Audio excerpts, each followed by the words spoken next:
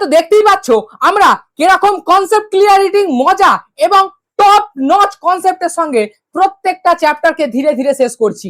আর আমি তোমাদেরকে এনশিওর করতে পারি এই লেকচারগুলো যদি তোমরা প্রপার ওয়েতে ফলো করো এবং তারপরে কোয়েশ্চেন প্র্যাকটিস করো তো তোমাদের কোনো রকম কোয়েশ্চেনের ওপরে একটুও চাপ থাকবে না। তোমরা প্রত্যেকটা কোয়েশ্চেন খুব ইজিলি কনসেপ্টের সঙ্গে সলভ করতে পারবে। দেখলেই মনে হবে হ্যাঁ এই কনসেপ্ট এই নিউমেরিক্যালটা তো এখান থেকে সায়েন্স স্যারের কাছ থেকে আমরা পড়ে রেখেছি। তো আমি বলে রাখি যারা এখনো পর্যন্ত ভিডিওগুলো দেখোনি তারা অবশ্যই আমাদের চ্যানেলে ভিজিট করো এবং প্রত্যেকটা ভিডিওকে পাই টু পাই দেখো, কারণ খুব অল্প টাইমের মধ্যে প্রপার প্রত্যেকটা কনসেপ্ট ক্লিয়ারিটির সঙ্গে তোমাদের লেকচারগুলোকে শেষ করা হচ্ছে। আর আজকে আমরা আবার হাজির হয়ে গেছি তোমাদের সামনে তোমাদের প্রিয় এই চ্যানেল সায়েন্স আর কেমিস্ট্রিতে, যেখানে আমরা আজকে ক্লাস 11 এর সেমিস্টার 1 এর ফার্স্ট চ্যাপ্টার মোলের ধারণা বা some basic concept of chemistry যে চ্যাপ্টারটা সেটা নিয়ে আলোচনা করব। আর আমি তোমাদেরকে বলছি এই চ্যাপ্টারটা আমি প্রপার পাই টু পাই কনসেপ্ট ক্লিয়ার করব এবং এই ভিডিওটায় তোমাদের জন্য একটা বড় অ্যানাউন্সমেন্ট থাকতে চলেছে। তো ভিডিওটাকে লাস্ট পর্যন্ত ওয়াচ করতে থাকো। আর হোয়াটসঅ্যাপ গ্রুপে আমাদের হোয়াটসঅ্যাপ গ্রুপের লিংক দেওয়া আছে ডেসক্রিপশনে, সেটা জয়েন হয়ে যাও। সেখানে তোমরা এই যে লেকচার সেই লেকচারের পিডিএফ নোটস পেয়ে যাবে। তাহলে আর কথা না বাড়িয়ে চলো জলদি জলদি জলদি জলদি আমরা এই চ্যাপ্টারটাকে প্রপার কনসেপ্ট ক্লিয়ারিটির সঙ্গে শেষ করে দিই যেমন এতদিন করে আসছিলাম। চলো তাহলে আজকে আমাদের চ্যাপ্টার মোলের ধারণা। আর অন্য দিনের মতো মোলের ধারণাতেও আমাদের লক্ষ্য থাকবে আজকের লক্ষ্য নয়, সেই এন্ড ডেস্টিনেশনের লক্ষ্য যেদিন তোমাদের এই সেমিস্ট্রির পরীক্ষা হতে চলেছে। আর সেই পরীক্ষায় 35 স্কোর করাই আমাদের মেন ফোকাস, এই সিরিজটার মেন ফোকাস। তাহলে আমরা যদি এই কেমিস্ট্রির মোলের ধারণা চ্যাপ্টারটা নিয়ে আলোচনা করি, তোমরা অবশ্যই জানো হয়তো এই মোলের ধারণা যে চ্যাপ্টারটা রয়েছে এই চ্যাপ্টারটা পুরো যে কেমিস্ট্রি সেই কেমিস্ট্রির বেসিক। কারণ এইখানে যে সমস্ত ফর্মুলাগুলি রয়েছে সেই সমস্ত ফর্মুলাগুলি প্রত্যেকটা চ্যাপ্টারে সুন্দরভাবে ইউজ হতে থাকে। আর তোমরা যদি এই চ্যাপ্টারটিকে ঠিকঠাক ভাবে করে নাও তোমাদের আর কোনো রকম অসুবিধা থাকবে না। তাহলে যদি আমরা দেখতে চাই যে এটা হলো কেমিস্ট্রির বেসিক আর আমরা বেসিকেরও বেসিকে ঢুকে পড়াশোনা করি, তাহলে আমি তোমাদেরকে বলি যে বলো তো এবার তাহলে কেমিস্ট্রি বা রসায়ন কাকে বলে? তোমরা বলবে স্যার কেমিস্ট্রি বা রসায়ন, স্যার এটা তো ঠিক জানা নেই। জানা নেই মানে তোমরা কেমিস্ট্রি পড়তে এসেছো আর কেমিস্ট্রি জানো না? আচ্ছা ঠিক আছে, কোনো ব্যাপার না। যদি কেমিস্ট্রি না জেনে থাকো আমি তোমাদেরকে কেমিস্ট্রি জানাবো। কি স্যার কেমিস্ট্রি মানে কি? দেখো তোমরা ক্লাস 10 অবধি কি কি পড়েছিলে? ফিজিক্যাল সায়েন্স চ্যাপ্টারটা পড়েছিলে। ফিজিক্যাল সায়েন্স যে সাবজেক্টটা রয়েছে এই ফিজিক্যাল সায়েন্স সাবজেক্টটার মধ্যে তোমরা ফিজিক্সের পার্ট এবং কেমিস্ট্রির পার্ট দুটো নিয়ে আলোচনা করতে। এরপরে তোমরা যদি ঠিক করে লক্ষ্য করো তোমরা দেখেছো যে ফিজিক্সের পার্টে আমরা কি নিয়ে আলোচনা করি? ফিজিক্সের পার্টে আমরা আলোচনা করি পদার্থের ভৌত ধর্মগুলো নিয়ে আলোচনা করি। এবং ঠিক তখনই কেমিস্ট্রির পার্ট নিয়ে যদি আমরা দেখতে যাই, কেমিস্ট্রির পার্টে আমরা আলোচনা করি পদার্থের রাসায়নিক ধর্ম নিয়ে, অর্থাৎ একটা পদার্থ কিভাবে গঠিত হয়েছে, তার মধ্যে কি রকম স্ট্রাকচার আছে, কি রকম অণু পরমাণু তার মধ্যে বিলংস করছে, সে কি রকম বিক্রিয়া শো করছে, সে কি কারোর সঙ্গে রিঅ্যাক্ট করছে কি কারোর সঙ্গে রিঅ্যাক্ট করছে না, পদার্থের এই সমস্ত ধর্মগুলো আমরা কেমিস্ট্রি বা রসায়ন সাবজেক্টটার মধ্যে পড়ে থাকি। আর প্রত্যেকটা চ্যাপ্টারের ক্ষেত্রেই আমরা যেমন বেসিক করছিলাম এটা হলো এই চ্যাপ্টারটার বেসিক। তাহলে আমাদের ফার্স্ট কোয়েশ্চেন হলো কি রসায়ন কি? রসায়ন রসায়ন আমি মুখে বলে দিচ্ছি তোমাদের। রসায়ন হলো কেমিস্ট্রির সেই ব্রাঞ্চ যেখানে পদার্থের গঠন, ধর্ম, বিক্রিয়া ইত্যাদি নিয়ে আলোচনা হতে থাকে, মানে রাসায়নিক বিক্রিয়া ইত্যাদি নিয়ে আলোচনা হতে থাকে, তাকে আমরা বলে থাকি কেমিস্ট্রি। এবার তোমাদেরকে আমি যখন শুরু করলাম কেমিস্ট্রি বলা, আমি তোমাদেরকে বললাম যে কেমিস্ট্রি কেমিস্ট্রি কি কি নিয়ে গঠিত হয়েছে। তোমরা বললে স্যার কেমিস্ট্রি অনেকদিন আগে স্যার জানতাম, পরমাণুর গঠনে পড়েছিলাম, কেমিস্ট্রি স্যার পদার্থগুলো বলেছিলাম, পদার্থ প্রথম কনসেপ্ট এসেছিল। ঠিক ধরেছো। তাহলে এবার আমাদের প্রথম কনসেপ্ট কি আসছে? পদার্থ। আর এই পদার্থ মানে কি? পদার্থ হলো তেমন একটা বস্তু যার নির্দিষ্ট ভর আছে এবং নির্দিষ্ট জায়গা দখল করে থাকে, তাকে আমরা বলি পদার্থ। বোঝা গেল? লিখে টাইম ওয়েস্ট করছি না, বলে বলে বেরোচ্ছি। এবার তোমাদের পদার্থ কি দিয়ে গঠিত হয়?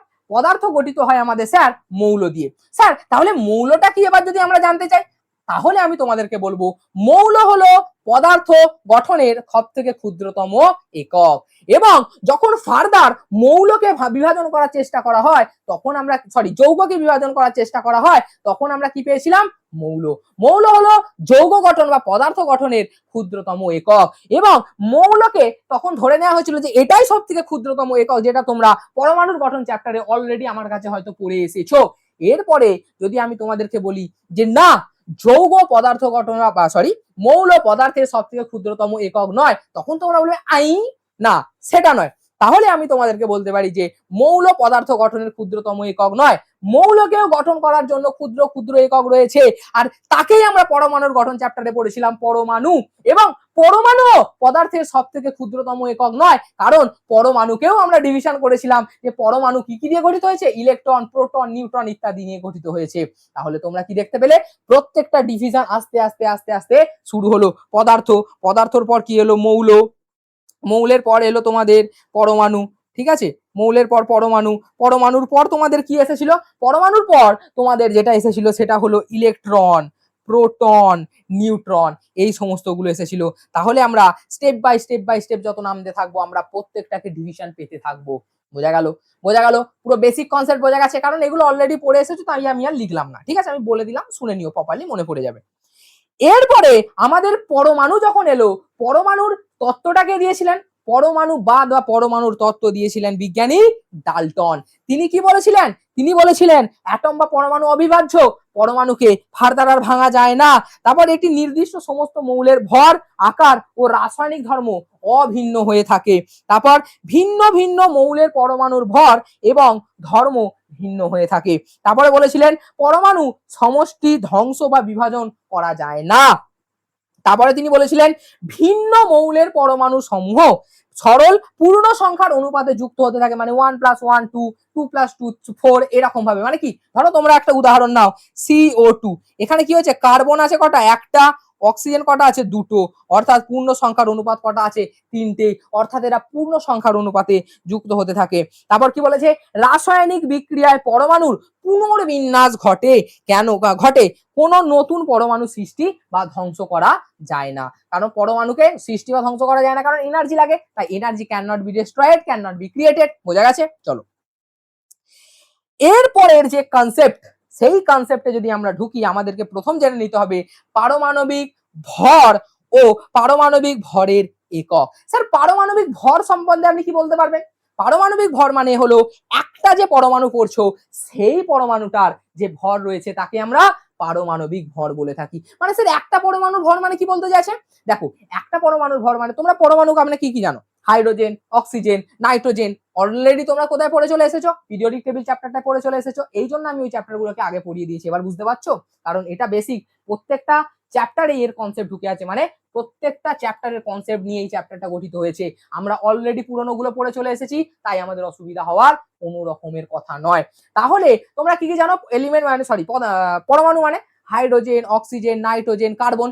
এবার প্রত্যেকটার তোমরা এতদিন ধরে পারমাণবিক ভর বা অ্যাটমিক মাস পড়ে এসেছো, আর সেই কিছু কিছু অ্যাটমিক মাস আমরা জেনে নিই। চলো কিছু কিছু অ্যাটমিক মাস যদি আমরা জেনে নিই, হাইড্রোজেনের কত 1, হিলিয়ামের 4, লিথিয়ামের 7, বেরিলিয়ামের 9, তারপর বোরনের কত 11, তারপরে আসছে কার্বনের 12, নাইট্রোজেনের 14, অক্সিজেনের 16, ফ্লুরিনের 19, নিয়নের 20, এইভাবে চলতে চলতে চলতে চলতে ক্যালসিয়ামে আমরা কত দেখতে পাবো, পরমাণুর ভরটা 40 বা 40 দেখতে পেতে পারি। এরপরে তোমরা যদি প্রপার ওয়েতে লক্ষ্য করো যে পরমাণুর ভর, স্যার আপনি তো বলে দিলেন যে এইগুলো হলো পরমাণুর ভর, স্যার এবার পরমাণুর ভর বার করব কি করে? এটা কি আপনি বলতে পারবেন যে পরমাণুর ভর বার করব কি করে? অবশ্যই বলতে পারবো। তোমরা যদি প্রপার ওয়েতে ক্যালকুলেশনে যাও তখন তোমরা দেখতে পাবে একটা পরমাণুর ভর ক্যালকুলেট করার জন্য বিজ্ঞানীরা প্রথম যে স্ট্যান্ডার্ড নিয়েছিলেন, কারণ দেখো, কারণ কোনো একটা জিনিসকে ক্যালকুলেট করার জন্য স্ট্যান্ডার্ড অবশ্যই নিতে হবে। তুমি বলছো তোমার যে ভর, তোমার ভর হলো 10 কেজি, এই 10 কেজি তো হতে পারে না, তোমার ভর হলো 60 কেজি। এবার তুমি বলো স্যার 60 কেজি এলো কোথা থেকে, কি করে বললেন আপনি 60 কেজি আমার ভর হতে পারে? আমার ভর তো চেঞ্জ হতে পারে। এই 60 কেজি মাপার জন্য তোমরা কি ইউজ করেছিলে? তোমরা ইউজ করেছো 1 কেজি কে। 1 কেজি কে স্ট্যান্ডার্ড ধরে তুমি টোটাল 60 কেজি করেছো। 1 KG plus 1 KG plus 1 KG এভাবে 60 যোগ করতে থাকলে তখন আমরা হতে থাকি 60 কেজি। ঠিক আছে? অতএব কোনো একটা জিনিসকে স্ট্যান্ডার্ড আমাদের অবশ্যই নেওয়া উচিত বা দরকার, নিতেই হবে আমাদের, মাস্ট এটা। ঠিক তেমনই আমরা পরমাণুর যে মাস বা পরমাণুর যে সমস্ত ভর বার করার জন্য যাকে স্ট্যান্ডার্ড নিয়েছিলাম সেটা হলো আমাদের, বলতে পারবে স্ট্যান্ডার্ড হলো আমাদের কার্বন। কি স্ট্যান্ডার্ড? স্ট্যান্ডার্ড যেটাকে আমরা নিয়েছিলাম স্ট্যান্ডার্ড হলো আমাদের কার্বন। কি স্যার? Standard carbon. ঠিক আছে, মানে কি কার্বনকে নিয়ে আমরা পরমাণুর ভর বার করেছিলাম। এবার কার্বনের যে অ্যাটমিক মাস সেটা আমাদের অলরেডি জানা ছিল, কার্বনের অ্যাটমিক মাস কত? 12, অর্থাৎ 1 AMU সমান 1/12 ইনটু একটা কার্বন অ্যাটমের ভর। স্যার কি বললেন স্যার? কি বললেন স্যার? বুঝতে পারলাম না, দেখো বোঝাচ্ছি। কি বলবে দেখো, যে 1 AMU মানে অ্যাটমিক মাস ইউনিট। AMU মানে হলো অ্যাটমিক মাস ইউনিট, লিখে দিচ্ছি আমি। কি হলো? AMU is equal to atomic mass unit. বোঝা গেল? AMU is equal to atomic mass unit. এবার এক AMU সমান কি বললাম আমি? 1/12 ইনটু 1 কার্বন অ্যাটম এর ভর, মানে 1/12 ইনটু একটি কার্বন অ্যাটমের ভরকে আমরা কি বলে থাকি? আমরা বলে থাকি 1 AMU। ঠিক আছে, 1 AMU বলে থাকি। প্রপার ক্লিয়ার আছে? ক্লিয়ার আছে? তাহলে আমরা কি করে অ্যাটমিক ভরগুলো বার করেছি এইগুলো তাহলে বুঝতে পারলে? তাহলে প্রত্যেকটাকে বসাবো এবং 1/12 দিয়ে একটা কার্বন অ্যাটমের ভর দিয়ে বার করে 1 AMU ক্যালকুলেট করেছি। এরপরে আমরা আসবো কি অ্যাটমিক মাসেতে। তাহলে অ্যাটমিক মাস কি করে স্যার ক্যালকুলেট করব? Atomic mass, atomic mass is equal to একটি অ্যাটমের ভর, একটা অ্যাটমের ভর বাই, একটা অ্যাটমের ভর বাই কি বলবো? একটা অ্যাটমের ভর বাই 1 AMU, একটা অ্যাটমের ভর বাই 1 AMU। ঠিক আছে, বোঝা গেল? 1 AMU, একটা অ্যাটমের ভর বাই 1 AMU। বোঝা গেছে? এইটা হলো আমাদের অ্যাটমিক মাস বার করার যে ফর্মুলা সেটা। এরপরে স্যার অ্যাটমিক মাস বার করার ফর্মুলা তো বলে দিলেন, স্যার কিছু অঙ্ক টঙ্ক হবে? কারণ স্যার এই চ্যাপ্টারে দেখেছিলাম অঙ্ক, অবশ্যই প্রত্যেকটা টপিকের বেসিসে আমি অল্প অল্প করে অঙ্ক করাবো। ঠিক আছে, করাতে থাকবো যতটা পসিবল হবে। আর আমি তোমাদের জন্য যে বিগ লঞ্চ আনতে চলেছি সেটাও কিছুক্ষণ পর আমি তোমাদেরকে বলতে চলেছি। তো ধৈর্য ধরে একটুখানি বসো। ঠিক আছে, ভিডিওটা একটুখানি দেখতে থাকো, বলবো তোমাদের। চলো, এবার কি বলেছে প্রশ্নে যেটা আছে 1/12 ইনটু কার্বন অ্যাটমের ভর, এর পরিবর্তে, কেন কি এটা হলো স্ট্যান্ডার্ড, 1/12 ইনটু একটি কার্বন অ্যাটমের ভর এটা হলো স্ট্যান্ডার্ড। এবার বলেছে এর পরিবর্তে যদি 1/18 ইনটু কার্বন অ্যাটমের ভরকে প্রমাণ একক ধরা হয়, মানে কি করেছো তুমি 1/12 ইনটু কার্বন অ্যাটম এর ভর এটাকে চেঞ্জ করে তুমি কি করে দিয়েছো 1/18 ইনটু কার্বন অ্যাটমের ভর, মানে 1/12 তুমি চেঞ্জ করে 1/18 করে দিয়েছো। ঠিক আছে, মানে কি করেছো তুমি কনস্ট্যান্টটাকে চেঞ্জ করে দিয়েছো, যেটা চেঞ্জ ছিল মানে যেটা একটা নির্দিষ্ট ছিল সেটাকে তুমি চেঞ্জ করে দিয়েছো। তাহলে তোমাদেরকে কি করতে হবে এবার? তাহলে তোমাকে করতে হবে, দেখো এবার বলেছে তারপরে নাইট্রোজেনের আপেক্ষিক, কি বলেছে? নাইট্রোজেনের আপেক্ষিক পারমাণবিক ভর কত হবে? কত হবে? কত হবে বলতে পারবে? ভিডিওটা এক্ষুনি পজ করো এবং কমেন্ট বক্সে আনসার লেখো তাড়াতাড়ি। চলো তাড়াতাড়ি, এবার আমি করছি। ঠিক আছে, আশা করি অনেকে করে ফেলেছো। চলো তাহলে স্যার যদি আপনি এবার সলিউশনটা করা শুরু করেন তাহলে আপনি কি বলবেন? যে 14 ইজ ইকুয়াল টু, কি বলবো? 14 ইজ ইকুয়াল টু মানে 14 যে নাইট্রোজেনের ভর ছিল সেটা কি ছিল? যে একটি নাইট্রোজেন অ্যাটমের ভর, একটি নাইট্রোজেন অ্যাটমের ভর বাই 1/12 ইনটু কার্বন অ্যাটমের ভর। এটা তো স্ট্যান্ডার্ড ছিল, আর ওই স্ট্যান্ডার্ডটা নাইট্রোজেনের ক্ষেত্রে আপেক্ষিক ভর কত ধরে নেই আমরা? 14। কি বলবো? নাইট্রোজেনের আপেক্ষিক ভর কত? আপেক্ষিক ভর সমান 14, মানে পারমাণবিক ভর কত? 14। এটা ধরে নিই আমরা। নাইট্রোজেনের পারমাণবিক ভর কত? 14 ধরে নিই আমরা। এবার তোমরা দেখতে পাবে যে স্যার এবার যদি আমরা সেকেন্ড কন্ডিশনটার ক্ষেত্রে দেখি, সেকেন্ড কন্ডিশনটাও তো আছে। সেকেন্ড কন্ডিশনটার ক্ষেত্রে যদি স্যার আমরা দেখি তাহলে স্যার আমরা কি দেখতে পাবো জানেন? তাহলে আমরা দেখতে পাবো যে এক্স ধরে নিলাম আমি, কারণ এই 14টা হলো পারমাণবিক ভর, আর এক্স আমাদেরকে সেকেন্ড কন্ডিশনের ক্ষেত্রে বার করতে হবে। সেকেন্ড কন্ডিশনের ক্ষেত্রে কি করব, একটি নাইট্রোজেন অ্যাটম এর ভর বাই 1/18 ইন্টু কত স্যার, 1/18 ইন্টু কার্বন অ্যাটমের ভর। স্যার 1/18 করতে গেল, আরে আরে আরে কোশ্চেনে পড়ো, 1/18 করতে গেল, এই তো বলা হয়েছে 1/18, মানে 1/12 চেঞ্জ করে তোমরা কত করেছো, 1/18 করেছো। এরপরে তোমরা কি করবে, কাটাকাটি করবে, সিম্পল কাটাকাটি, আর কিচ্ছু না, সিম্পল কাটাকাটি করবে। তাহলে এই যে নাইট্রোজেনের ভর আর একটা নাইট্রোজেনের ভর কেটে যাবে, একটি কার্বনের ভর কেটে উড়ে যাবে।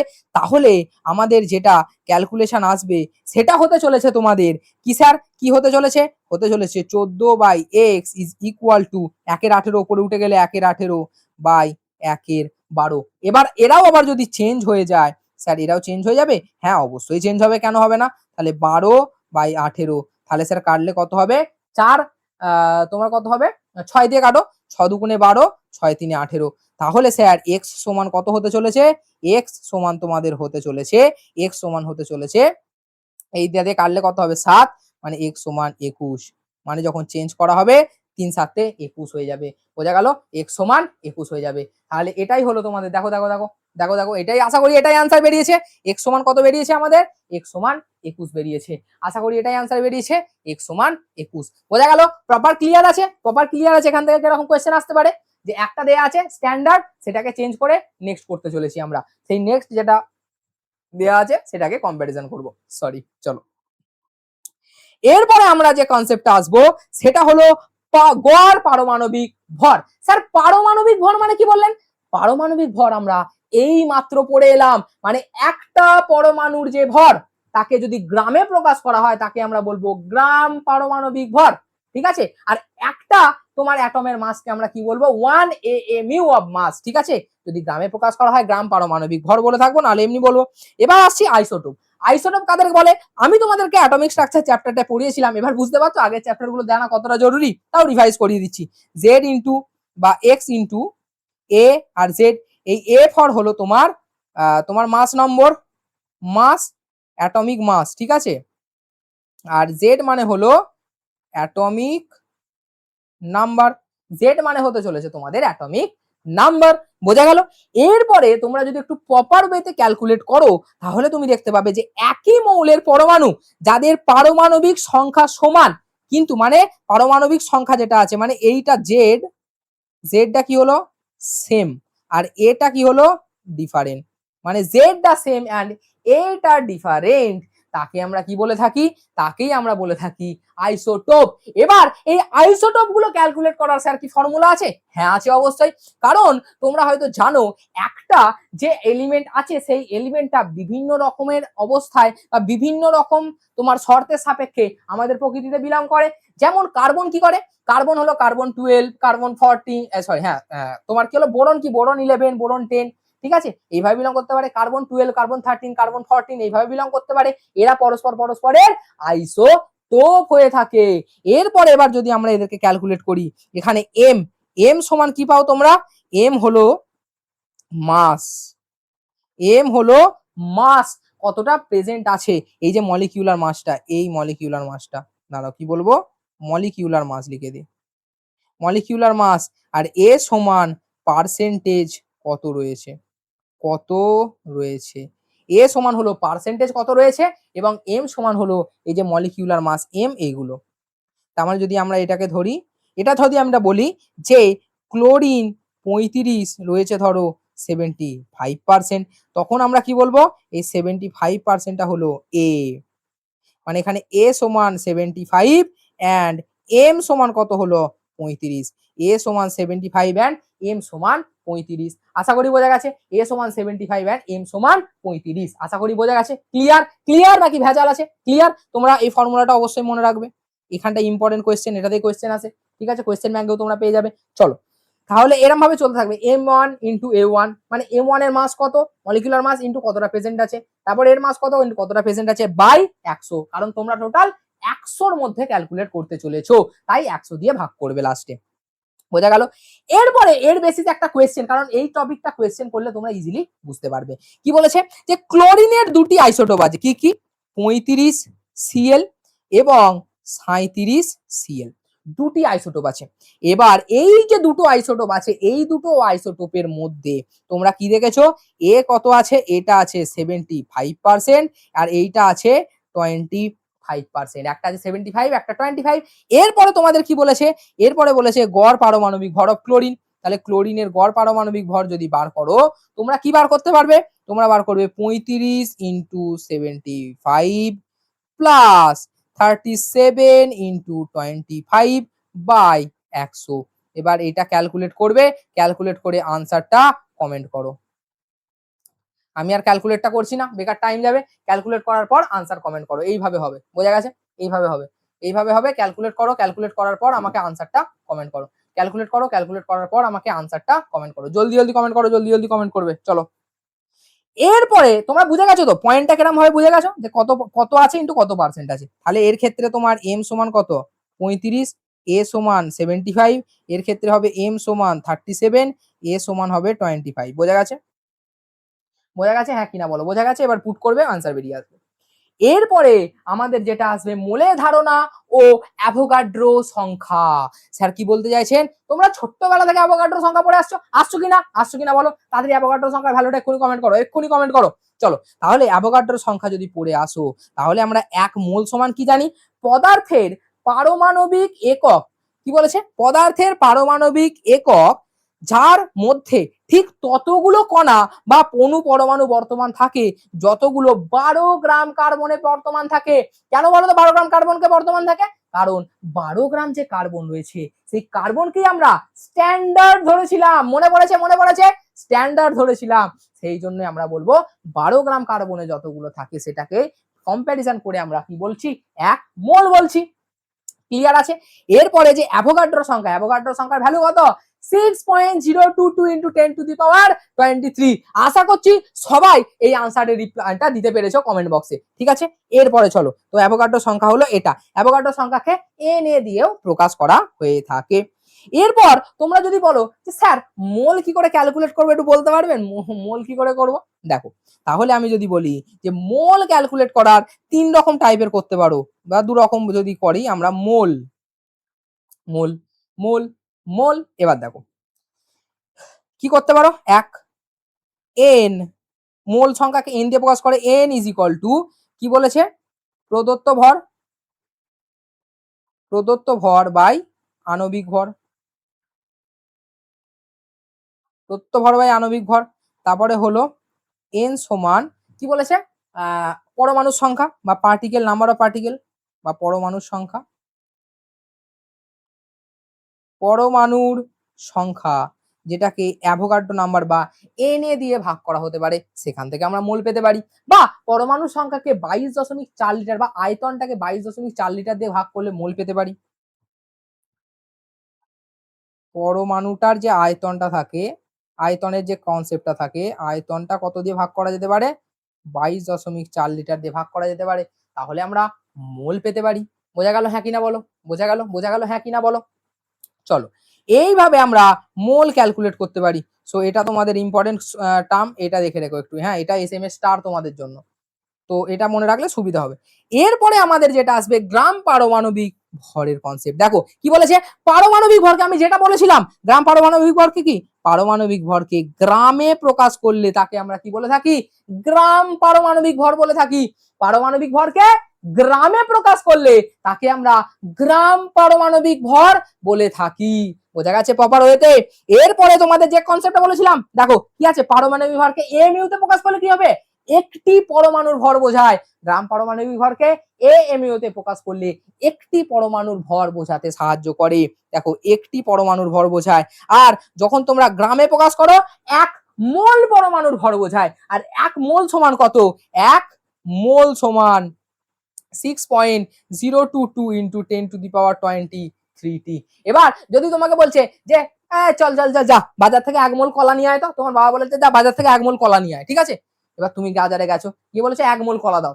মানে 1 মোল কলা মানে কত বলো তো 6 × 10⁻23 সংখ্যক কলা দেবে, মানে 6 এর পিঠে 23 খানা শূন্য। এবার তুমি কলা কিতে করে নিয়ে আসবে, পিঠে করে, গাড়ি ভাড়া করবে অতগুলো, পারবে না।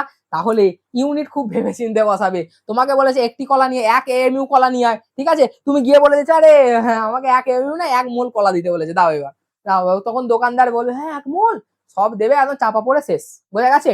তাহলে 1 মোল কলা নয়, একটা কলা নিয়ে আসবে, চলো। এবার দেখো কি বলেছে, পরমাণুর মোল ও কণার সংখ্যান্ত যে সমস্ত তোমার ম্যাথামেটিক্স আছে, দুখানা তিনটে ম্যাথামেটিক্স আমরা করে নি, চলো। কি বলেছে যে 8 গ্রাম অক্সিজেনেতে পরমাণুতে মোট কতগুলি পরমাণু বর্তমান, 8 গ্রাম ও পরমাণুতে কতগুলি পরমাণু বর্তমান। তাহলে আমরা 16 গ্রাম O2 তে কি করতে পারি, 1 মোল আছে মানে 6.022 × 10⁻23 23টি আছে। তাহলে 8 গ্রামে কটা থাকবে, 8 গ্রাম O2 তে 6.022 × 10⁻23 বাই, এইভাবে প্রত্যেকটা কনসেপ্ট কি করবে জানো তো, প্রত্যেকটা কনসেপ্ট এইভাবে তোমরা সহজ করে তোমাদের ঐকিক নিয়মে সলভ করে নেবে, ঠিক আছে। তাহলে এটা বাই কত হলো 16 × 8, তাহলে এটা কাটলে কত হচ্ছে 2, মানে কত হচ্ছে তোমার 3.011 × 10⁻23টি, বোঝা গেছে। তাহলে বোঝা গেছে অঙ্কটা কিভাবে করবে, মানে 16 গ্রামে কত থাকে, 16 গ্রাম হয়ে 1 মোল থাকে, কারণ আমি তোমাকে এইখানেই বললাম, এইখানে আমি তোমাদেরকে কি বলেছিলাম যে দেখো তাহলে 1 গ্রাম, 1 গ্রাম সমান কত হলো তোমার, 1 গ্রাম মানে ধরো সরি 1 গ্রাম নয় x গ্রাম লিখি, x গ্রাম সমান 6.022 × 10⁻23টি, বোঝা গেছে 23টি। তাহলে তোমরা এখানে কি লিখতে পারো, তাহলে তোমরা এখানে লিখতে পারো যে 16 গ্রামে কত থাকছে অতগুলো, তাহলে 8 গ্রামে কত থাকছে 3.011 × 10⁻23 সংখ্যক, বোঝা গেছে হ্যাঁ কিনা বলো, আশা করি বোঝা গেছে আশা করি। চলো এরপরের যে কোয়েশ্চেনটা সেটা করবো না, বাড়ির কাজ দেবো, ঠিক আছে, তুমি পজ করে করো, আমি একটা বলে দিচ্ছি, এই কোয়েশ্চেনটা খুব ভালো কোয়েশ্চেন, ঠিক আছে, অনেকগুলো কোয়েশ্চেন এখানে সলভ হবে। তাহলে অপশন এ কি বলেছে, নিচের কোনটিতে পরমাণুর যে সংখ্যা সর্বাধিক বা সব থেকে বেশি পরমাণুর সংখ্যা, তাহলে কি দিয়েছে তোমাদের ফার্স্ট কনসেপ্ট 1 গ্রাম হাইড্রোজেন, 1 গ্রাম হাইড্রোজেন মানে কি, হাইড্রোজেনের পারমাণবিক ভর কত 1, তাহলে 1 গ্রাম হাইড্রোজেন মানে হলো 6.022 × 10⁻23টি। বি কি বলেছে, বি বলেছে 8 গ্রাম অক্সিজেন, 8 গ্রাম অক্সিজেনের আগেরটাই দেখে নিয়েছো কত হবে 3.011 × 10⁻23টি আছে। সি এর ক্ষেত্রে কি দেখেছো 3 × 10⁻23 এজি, অলরেডি বলে দিয়েছে তোমাকে, আর কোনো রকম ক্যালকুলেশন করার দরকার নেই। আর লাস্ট অপশন দিয়েছে 2.8 গ্রাম অফ এটা N2, তাহলে কত হলো তোমার 14 গ্রাম নাইট্রোজেনে কত থাকে, 14 গ্রাম নাইট্রোজেনে থাকে 6.022 × 10⁻23, তাহলে কত থাকবে 2.8 গ্রাম নাইট্রোজেনে কত থাকবে 6.022 × 10⁻23 বাই 14 × 2.8, তাহলে এই দুটোকে প্রপারলি কাটলে কত হবে, এটা নিচে উঠলে নিচে নামলে 10, 14 দুগুণে 28, এটা কেটে গিয়ে কত হয়ে যাবে 22, তাহলে এটা হয়ে যাবে 16 দুগুণে 12.044 × 10⁻, এত, তাহলে কত হয়ে যাবে 1.2 × 10⁻23 হয়ে যাবে। তাহলে সব থেকে হাইয়েস্ট কে হলো, সব থেকে হাইয়েস্ট হলো অপশন এ, অপশন এ অর্থাৎ হাইড্রোজেন, সব থেকে হাইয়েস্ট অপশন এ অর্থাৎ হাইড্রোজেন। চলো বোঝা গেছে, প্রপার ক্লিয়ার আছে কনসেপ্টটা, এই পোরশনটার মধ্যে তোমাদের প্রত্যেকটা কনসেপ্ট ক্লিয়ার হয়ে গেল। চলো এরকম কোয়েশ্চেন আছে, হেভি হেভি কোয়েশ্চেন আছে, যেটা একটা কোয়েশ্চেনে অনেকগুলো কনসেপ্ট ক্লিয়ার করবে তোমাদের। এরপর বলেছে গ্রাম আণবিক ভর, এতক্ষণ কি পড়ছিলে পারমাণবিক ভর, স্যার এবার আণবিক ভরটা আবার কি চলে এলাম, বুঝতে পারছি না স্যার। অণু কি করে তৈরি হয়, তোমরা জানো পরমাণু প্লাস পরমাণু মানে পরমাণুগুলো যুক্ত হয়ে হয়ে হয়ে হয়ে কি তৈরি করে, পরমাণুগুলো যুক্ত হয়ে হয়ে হয়ে হয়ে তোমাদের অণু তৈরি করে, পরমাণুগুলো যুক্ত হয়ে হয়ে তোমাদের অণু তৈরি করে। তাহলে তোমরা কি বলতে পারো যে পরমাণু প্লাস পরমাণু প্লাস পরমাণু ইজ ইকুয়াল টু কি হয় অণু, মানে দুটো পরমাণু যুক্ত হয়ে কি তৈরি করবে, অণু তৈরি করবে। তাহলে স্যার এক্সাম্পল আমরা কি নিতে পারি বলুন তো, দেখো দেখো তোমরা কি বলেছো, ধরো কার্বন প্লাস অক্সিজেন তৈরি করে কি তৈরি করেছে CO2, মানে কার্বনের ভর প্লাস অক্সিজেনের ভর প্লাস অক্সিজেন অ্যাটমের ভর প্রত্যেকটাকে যোগ করলে তবে আসবে তোমাদের এক যে অ্যাটম আর সরি মৌল তৈরি থেকে যৌগ তৈরি করেছে সেই যে যৌগ বা সেই যে অণু বা আণবিক ভর সেটা আসতে চলেছে তোমাদের। তাহলে এইটা সমান কি হবে? আণবিক ভর। বোঝা গেল? এইটা সমান তোমাদের কি হতে চলেছে? এইটা সমান তোমাদের হতে চলেছে আণবিক ভর। এইভাবে যুক্ত হয়ে তোমরা আণবিক ভর ক্যালকুলেট করতে পারো। মানে পরমাণু এইভাবে পরমাণু যুক্ত হয়ে অণু তৈরি করবে। মানে 2 বা তার বেশি পরমাণু যুক্ত হয়ে অণু তৈরি করে। তাহলে আণবিক ভর বার করার জন্য প্রত্যেকটা পরমাণুর যে ভর আছে সেগুলোকে আমাদের যোগ করতে হবে। করলে আমরা আণবিক ভর পেতে পারবো। ঠিক আছে? বোঝা গেল? চলো, তাহলে কি বলেছে? H2O থেকে যেমন বলেছে 18 ইউ, ঠিক আছে, মানে u for atomic mass unit. চলো 18 গ্রাম, তাহলে CO2 হলো 44 গ্রাম হয় যোগ করলে। তারপর কি হলো? CO2 44 গ্রামটা দেখিয়ে দেবো। দেখো CO2 44 গ্রামটা দেখাই তোমাদের। কি বলেছে দেখো, CO2 মানে C plus O plus O, ঠিক আছে। তাহলে কার্বনের জন্য কত হলো? 12 প্লাস 16 প্লাস 16 যোগ করলে হবে 44। এইভাবে তোমরা আণবিক ভর ক্যালকুলেট করতে পারো। এইভাবে তোমরা আণবিক ভর ক্যালকুলেট করতে পারো। চলো, বোঝা গেল? এরপরে এই আণবিক ভর সংক্রান্ত স্যার আমরা কিছু অঙ্ক করব না? 100 বার করব, 100 বার করব। প্রত্যেকটা টপিকেই প্রায় অঙ্ক নিয়ে এসেছি আমি, আর অ্যানাউন্সমেন্ট অবশ্যই আসতে চলেছে। চলো, এরপরে তোমরা যদি অঙ্কটাকে প্রপার ওয়েতে সলভ করো তাহলে তোমরা কি দেখতে পাচ্ছ? দেখতে পাচ্ছ 5.6 গ্রাম N2 অণুর আণবিক ভর কত? N2 for nitrogen plus nitrogen, দুটো নাইট্রোজেন পরমাণু যুক্ত হয়ে নাইট্রোজেনের অণু ফরমেশন করেছে। তাহলে N2 সমান তোমরা কি লিখবে? N2 সমান nitrogen plus nitrogen for 14 plus 14 for 28। তাহলে এবার তোমরা করবে যে 28 গ্রাম N2 তে কত আছে অণুর সংখ্যা? 6.022 ইন্টু 10 টু দি পাওয়ার 23। তাহলে 5.6 গ্রাম N2 তে কত আছে? 6.022 into 10 to the power 23 by 28 into 5.6। তাহলে এটা উঠে গেল, নিচে কত হলো? 10। তাহলে কত হলো? 28 দুগুণে 56, তাহলে 32, ঠিক আছে। মানে 1.2 into 10 to the power 23, 1.2 into 10 to the power 23 সংখ্যক অনুবর্তমান। বোঝা গেছে? 1.2 ইন্টু 10 টু দি পাওয়ার 23 সংখ্যক অনুবর্তমান। এবার স্যার আর একটা কোয়েশ্চেন আছে, স্যার করে দেবেন না? বাড়ির কাজ দেবো? করে দেবো না বাড়ির কাজ? চলো করে দিচ্ছি। তাহলে স্যার এর আনসার কি হবে? তাহলে H2C2O4 O4 এর যে পারমাণবিক সরি আণবিক ভর হয় সেটা হলো 90। বোঝা গেল? তাহলে 90 গ্রাম অক্সিজেন পরমাণু বলেছে, ঠিক আছে। 90 গ্রাম থেকে আচ্ছা H2C2O4, তাহলে 90 গ্রাম থেকে অক্সিজেন কত পাওয়া যাবে? 32 গ্রাম পাওয়া যাবে, ঠিক আছে। তাহলে 18 গ্রাম থেকে কত পাওয়া যাবে? 18 গ্রাম থেকে পাওয়া যাবে 32 বাই 90 ইন্টু 18। তাহলে 5 18 90, তাহলে কত হবে? 32 বাই 5। এবার এটা আনসারটা কমেন্ট করবে রিপ্লাই করে, ঠিক আছে। আমি ঠিক করেছি ভুল করেছি যা ইচ্ছা করি, তোমরা আনসার কমেন্ট করবে। চলো, এরপরে আমরা কি বলেছি? এরপরে আমরা বলেছি নিচের কোনটিতে পরমাণুর সংখ্যা সর্বাধিক। একবার দেখিয়ে দিয়েছি, এটা নিজেরা করবে। একবার দেখিয়ে দিয়েছি, এটা নিজেরা করবে। চলো একটা ক্যালকুলেশন করে দিই, আমি অপশন এটা ক্যালকুলেশন করে দিচ্ছি, ঠিক আছে। অপশন এ ক্যালকুলেট করে দিচ্ছি আমরা, বাকিগুলো করে আনসারটা কমেন্ট বক্সে করবে, ঠিক আছে। আমি যেন দেখতে চাই যারা প্রপার আনসার কমেন্ট করবে, আমি জানবো যে তারাই পুরো ভিডিওটা দেখেছে। আর যদি তোমরা পুরো ভিডিওটা না দেখো তাহলে আমার আর তোমাদের জন্য ভিডিও এনে ফায়দাটাই কি বলো? যদি তোমরা প্রপার ভিডিও আনতে চাও কমেন্টে সেটা বলবে, তবেই আমি প্রপার ভিডিও আনবো। কারণ যদি না দেখো তাহলে তো আনার কোনো প্রশ্ন উঠছে না, না। চলো, তাহলে আমরা কি বলবো? 44 গ্রাম CO2। তাহলে CO2 আণবিক ভর কত? 44 গ্রাম। তাহলে 44 গ্রাম যদি আণবিক ভর হয় তাহলে 44 গ্রাম কি বলছে নিচে বর্ণনা কোনটা সর্বাধিক? তাহলে 44 গ্রাম CO2 তে আণবিক অণুর সংখ্যা কত?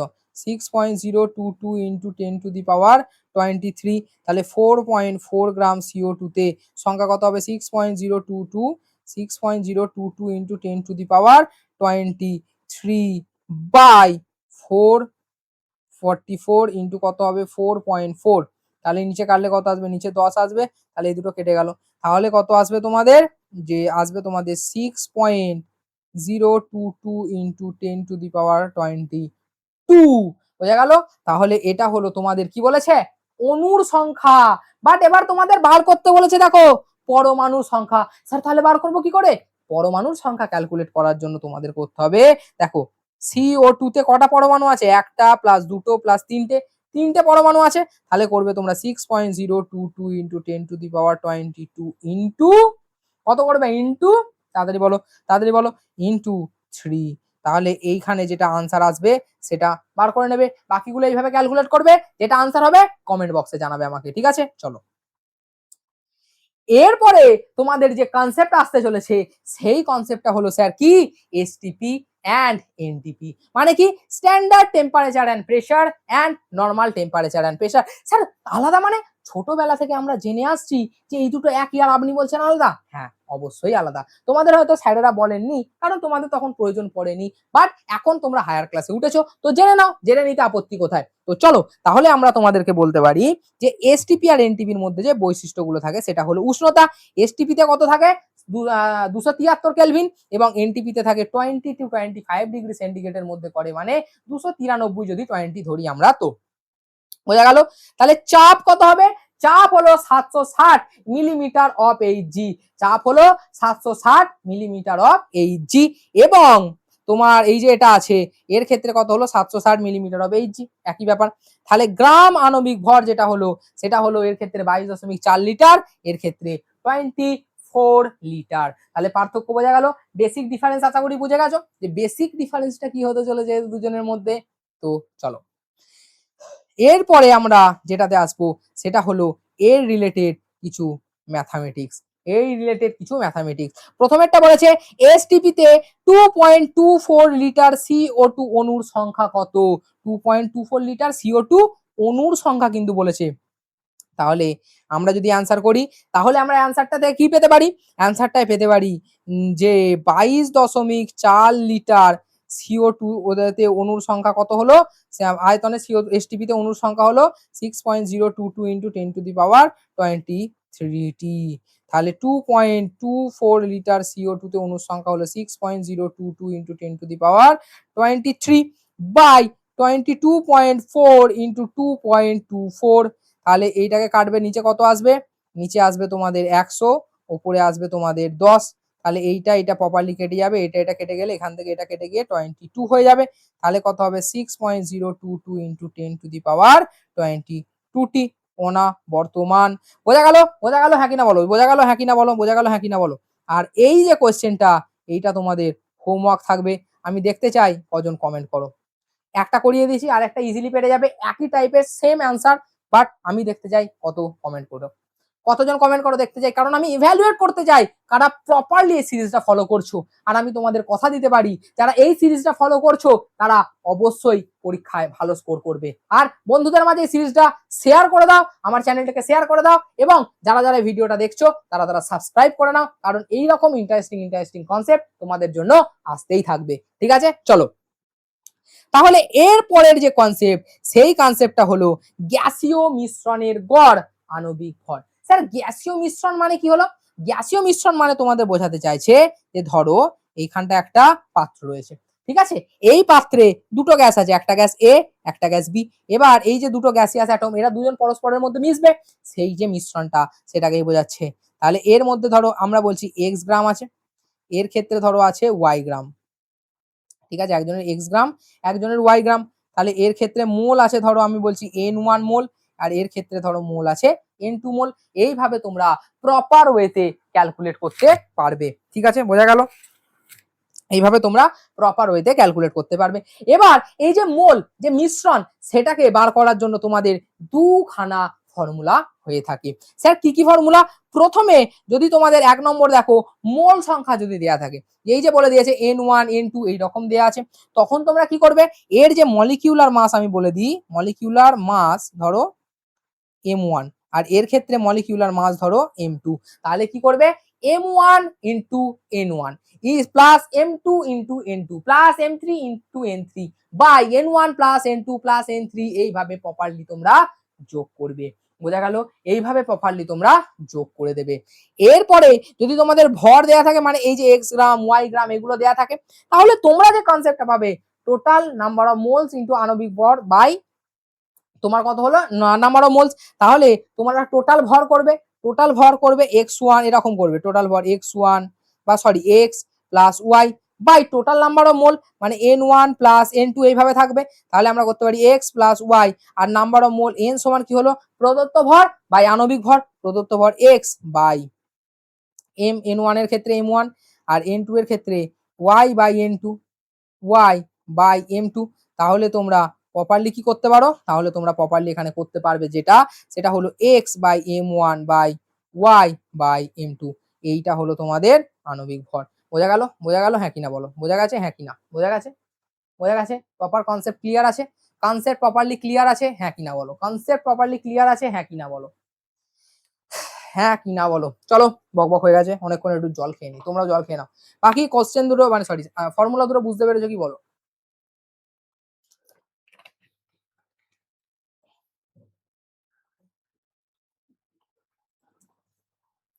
এরপর আসছে যে গাণিতিক সমস্যা, কি বলেছে? সমস্যা হলো একটি পাত্রে 2 মোল হাইড্রোজেন ও এবং কি বলেছে 2 মোল CH4 আছে, তাহলে এবার এর ক্ষেত্রে যে মিক্সচার সেই মিক্সচারের যে ভরটা সেটা বার করো। দাঁড়াও এখানটা ছোট করি, বুঝতে পারিনি কোয়েশ্চেনটা আছে এখানেই, পরের পাতা আবার জায়গাও নেই। তো এটা এন্ড এইটা যদি প্রপারলি ছোট করো তাহলে কি হবে, এইটা এটাকে যদি প্রপারলি ছোট করে দাও তাহলে এটাকে এখানে তুলে দাও আর এটাকে এখানে তুলে দাও। বোঝা গেল?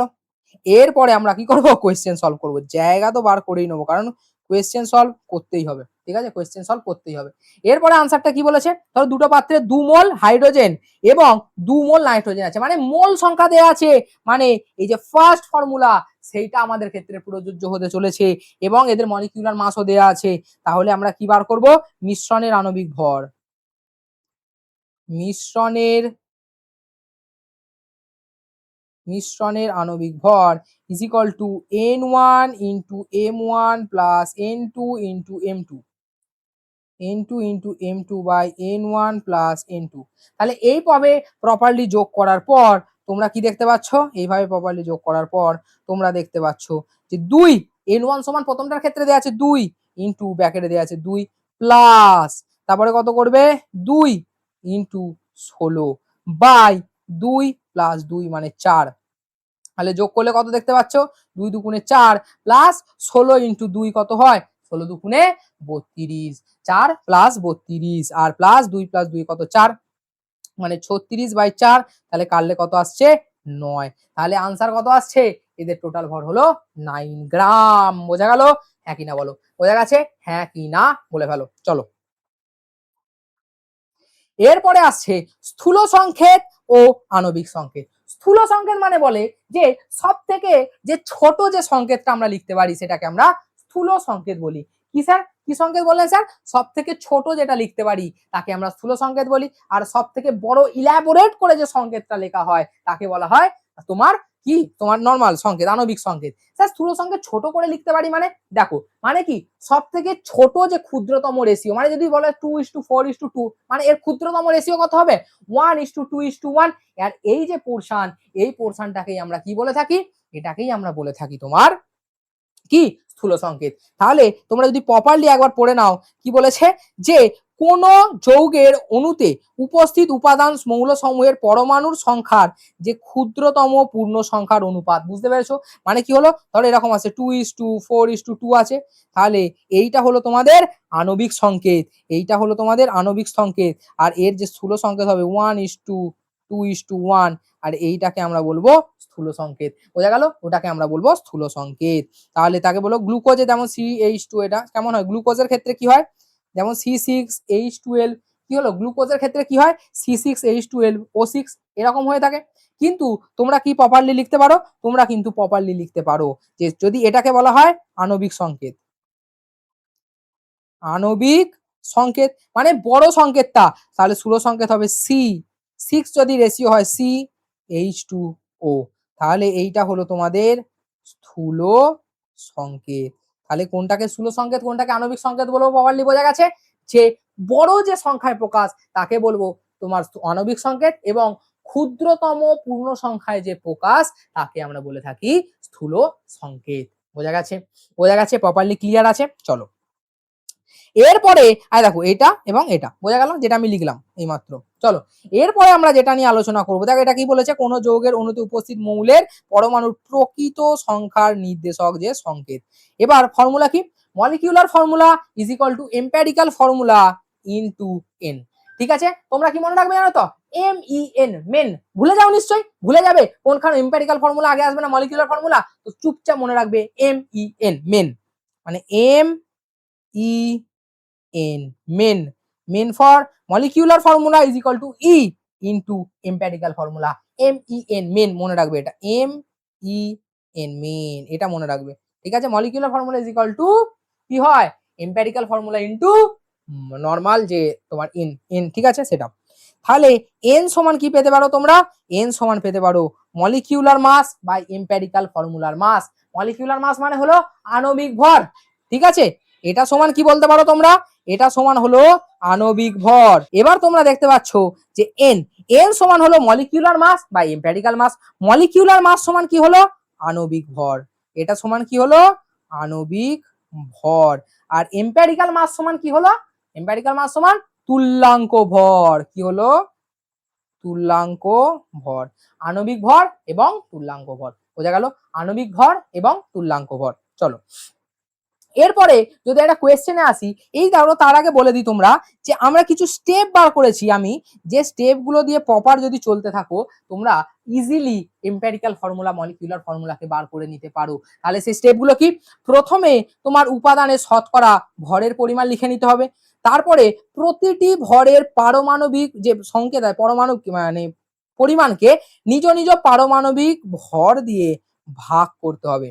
তারপরে কি বলেছে, প্রাপ্ত মোল সংখ্যাকে ক্ষুদ্রতম যে মানটি বেরোবে সেটা দিয়ে ভাগ করতে হবে, এবং তারপরে প্রাপ্ত অনুপাতকে নিকটতম সরল পূর্ণ সংখ্যায় নিয়ে আসতে হবে, মানে কাছের পূর্ণ সংখ্যা। তাহলে প্রপারলি যদি আমরা সেই স্টেপগুলো দেখে নেবে একবার, সেই স্টেপগুলো মিলে যদি আমরা সলভ করতে থাকি তোমাদের আর কোনো রকম অসুবিধা হবে না। সত্যি স্যার, সত্যি বলছেন? একদম সত্যি বলছি। চলো তাহলে প্রথম কি আমাদের, প্রথম স্টেপ দেখো যে প্রতিটি উপাদানের পারমাণবিক ভরটাকে লিখে নিতে হবে। চলো প্রথমে আমরা লিখে নিই কার্বন, তারপরে কি হচ্ছে হাইড্রোজেন, দেন অক্সিজেন, যেটা যেটা দেয়া আছে আর কি। চলো লিখে নিলাম। এরপরে আমরা যেটা করব সেটা হলো 6 1 12 লিখে নেবো যেমন আছে।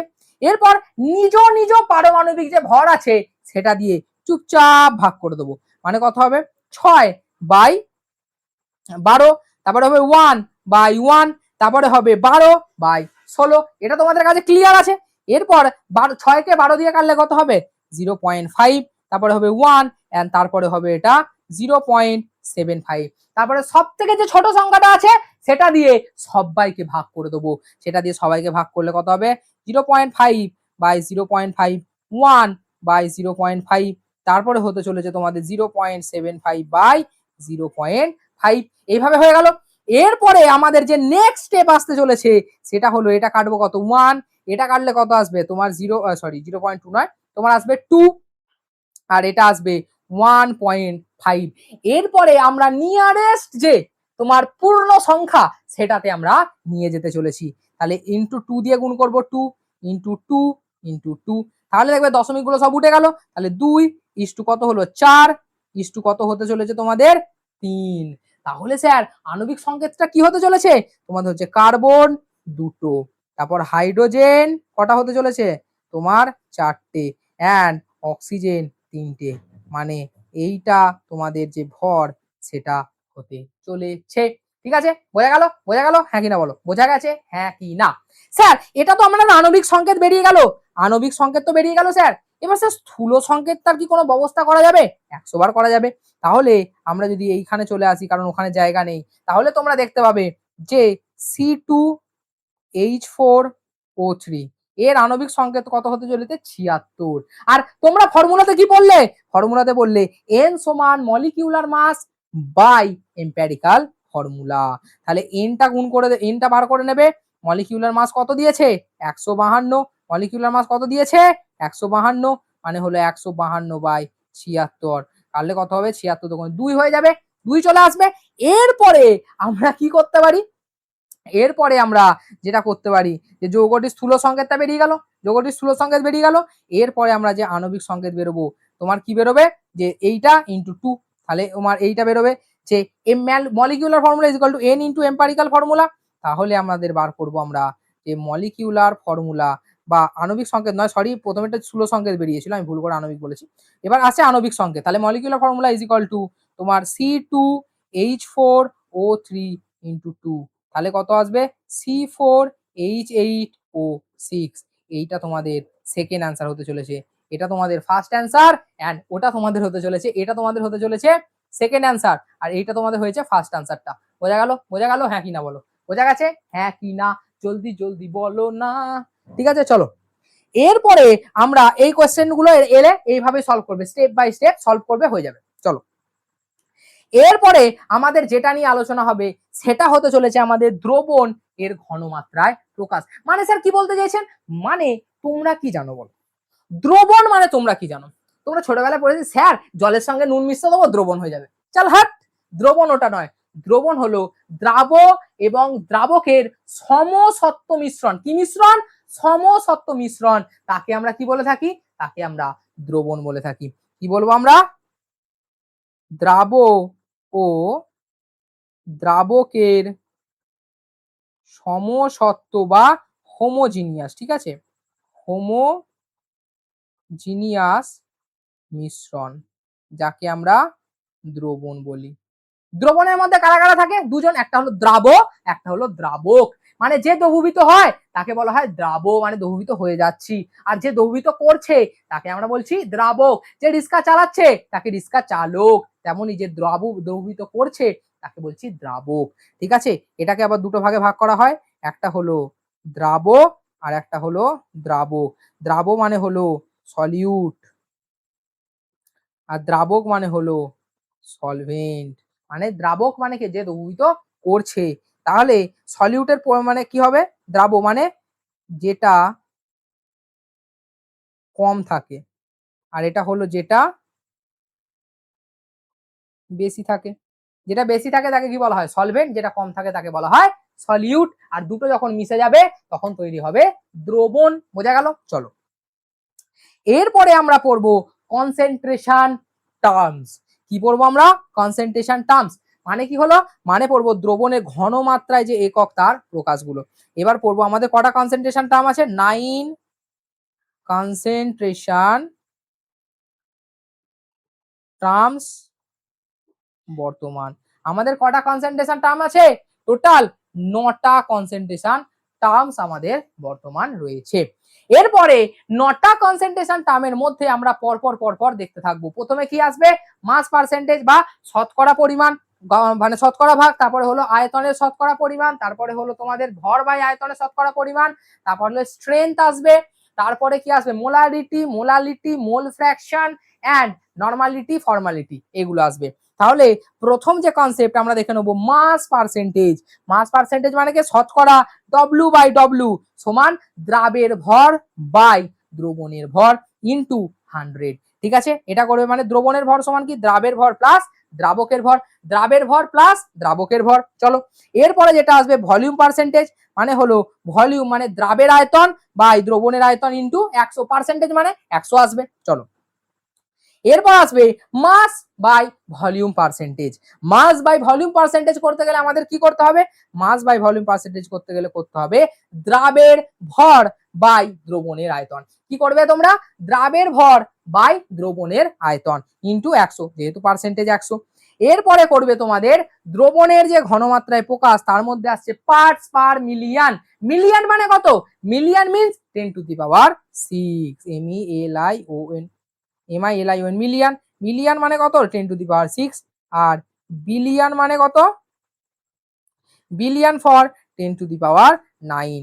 তাহলে মিলিয়ন এন্ড বিলিয়ন। আর আমিও খুব জলদি আমাদের এই চ্যানেলটাকে মিলিয়নে পৌঁছাতে চাই, তো তাড়াতাড়ি সাবস্ক্রাইব করো, প্রমোশন করে দিলাম। চলো এরপরে আমরা পড়বো পিপিএম সমান কি হলো?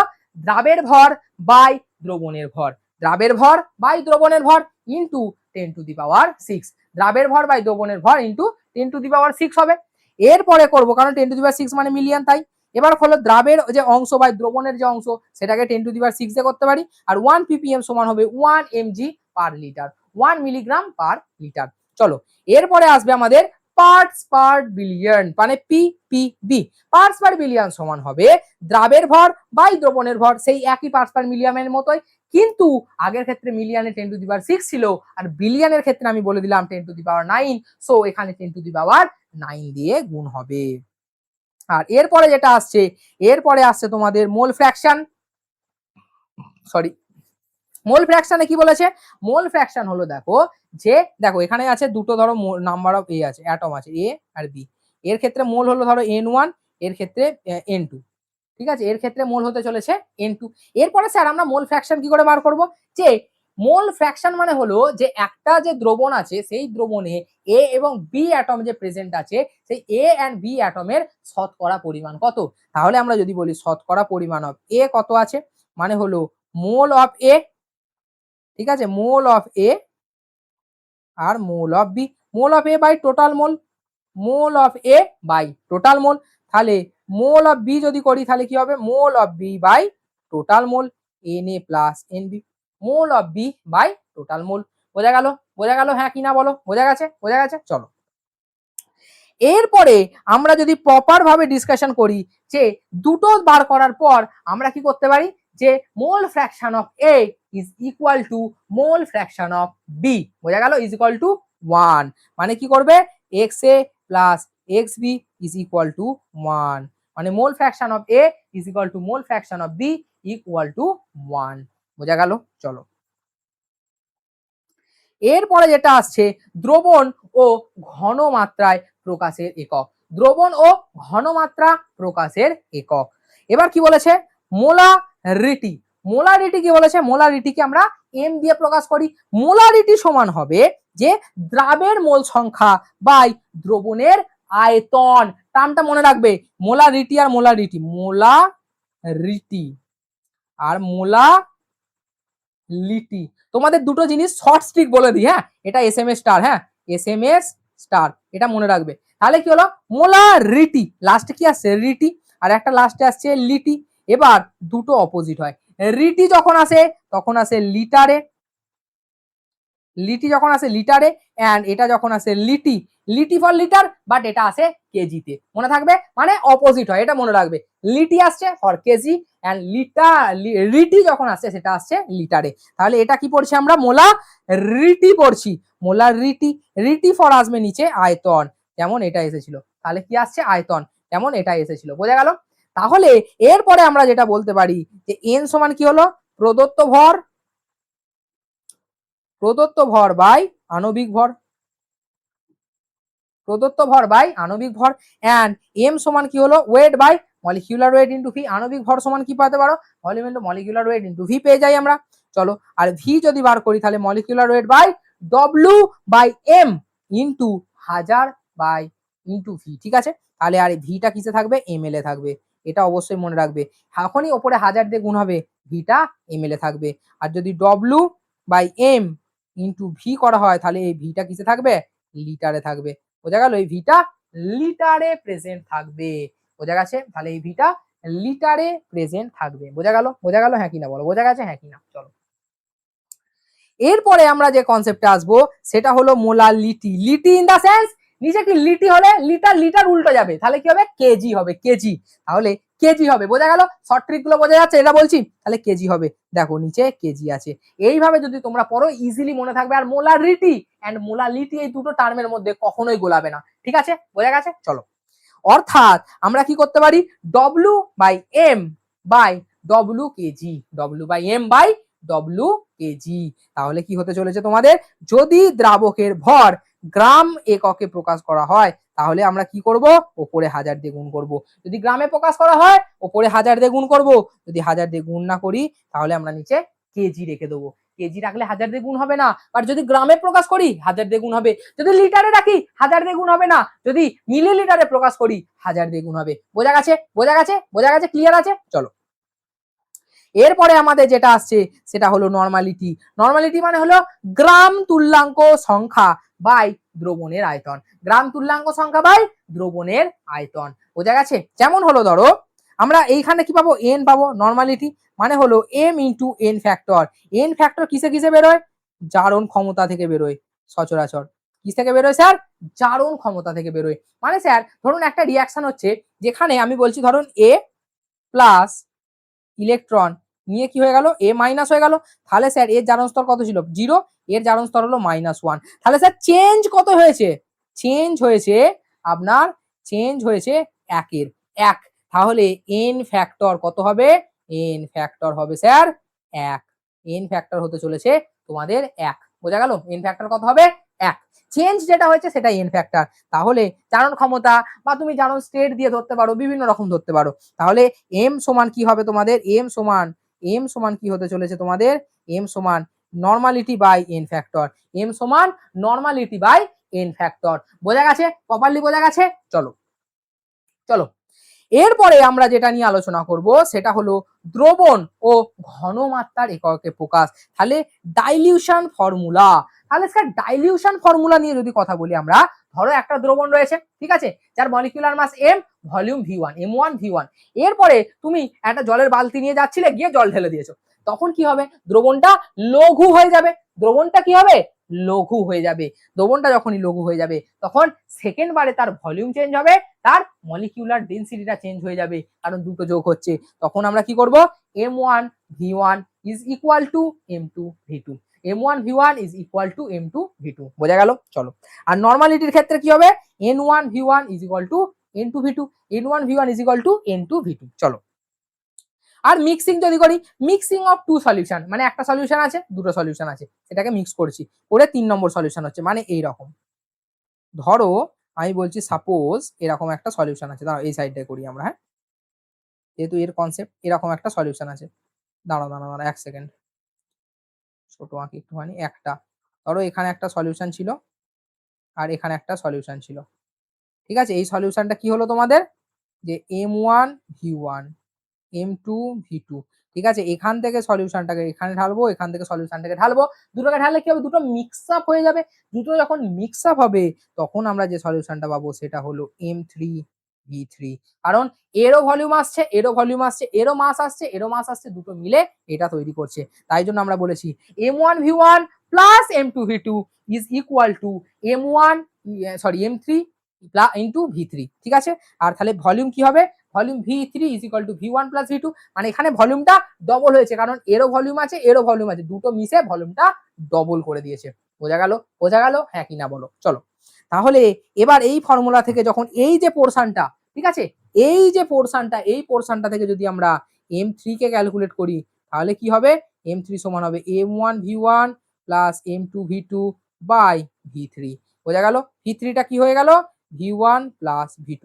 v3 সমান v1 প্লাস v2। বোঝা গেল তোমাদের? তাহলে ক্লিয়ার আছে কনসেপ্ট? যখন অঙ্ক আসে পেরে যাবে, ফর্মুলা লাগিয়ে আরামসে পারবে। চলো এরপরে তোমাদের যেটা আছে কি?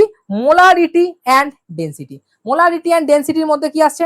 মোলারিটি আর ডেনসিটির মধ্যে তুলনা যদি করো, যে দ্রবণের ঘনত্ব যদি d হয় এবং এবং মাস পার্সেন্টেজ যদি w হয়, তাহলে m is equal to 10 into d into w by m।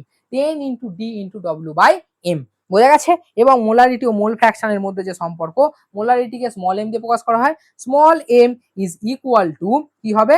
যে 1000 ইন্টু x এ বাই তোমার mole fraction x a by mb into 1 minus xb। বোঝা গেছে? ক্লিয়ার আছে? এরপরে আমি তোমাদের একটা বলে রাখি, মোলারিটি মোলারিটি ও মোলালিটি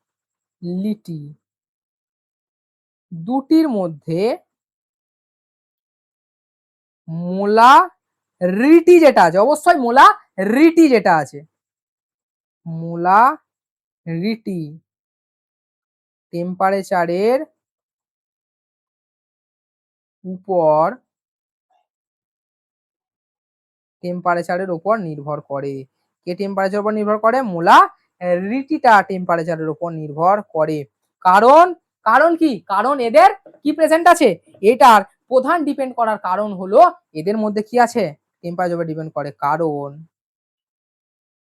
কারণ লিখে দিয়েছিলাম আমি, কারণ এদের ফর্মুলা কি আছে? ভলিউম আছে। আর volume temperature dependent. Volume temperature dependent. বোঝা গেল? বোঝা গেল? ভলিউম আছে, আর ভলিউম টেম্পারেচার ডিপেন্ডেন্ট। বোঝা গেছে হ্যাঁ কি না বলো? বোঝা গেছে? চলো এরপরে আমরা যেটা নিয়ে আলোচনা করব সেই টার্মটা হবে আমাদের বাষ্প ঘনত্ব।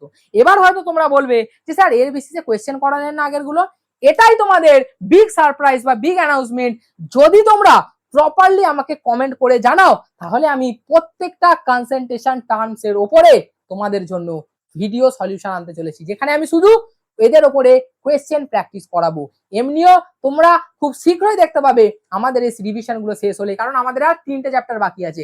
এই রিভিশন গুলো শেষ হয়ে গেলেই আমরা কি করব, প্রপার কোয়েশ্চেন প্র্যাকটিসের সিরিজ নিয়ে আসবো, যেই সিরিজের মধ্যেও আমি তোমাদের কোয়েশ্চেনই সলভ করাবো। তো ফটাফট কমেন্ট করে জানাও তোমরা এই রকম সিরিজ চাও হ্যাঁ কি না। যদি তোমরা চাও, যদি তোমরা ভালো রেসপন্স করো, তোমাদের জন্য নতুন সিরিজ আসতে চলেছে।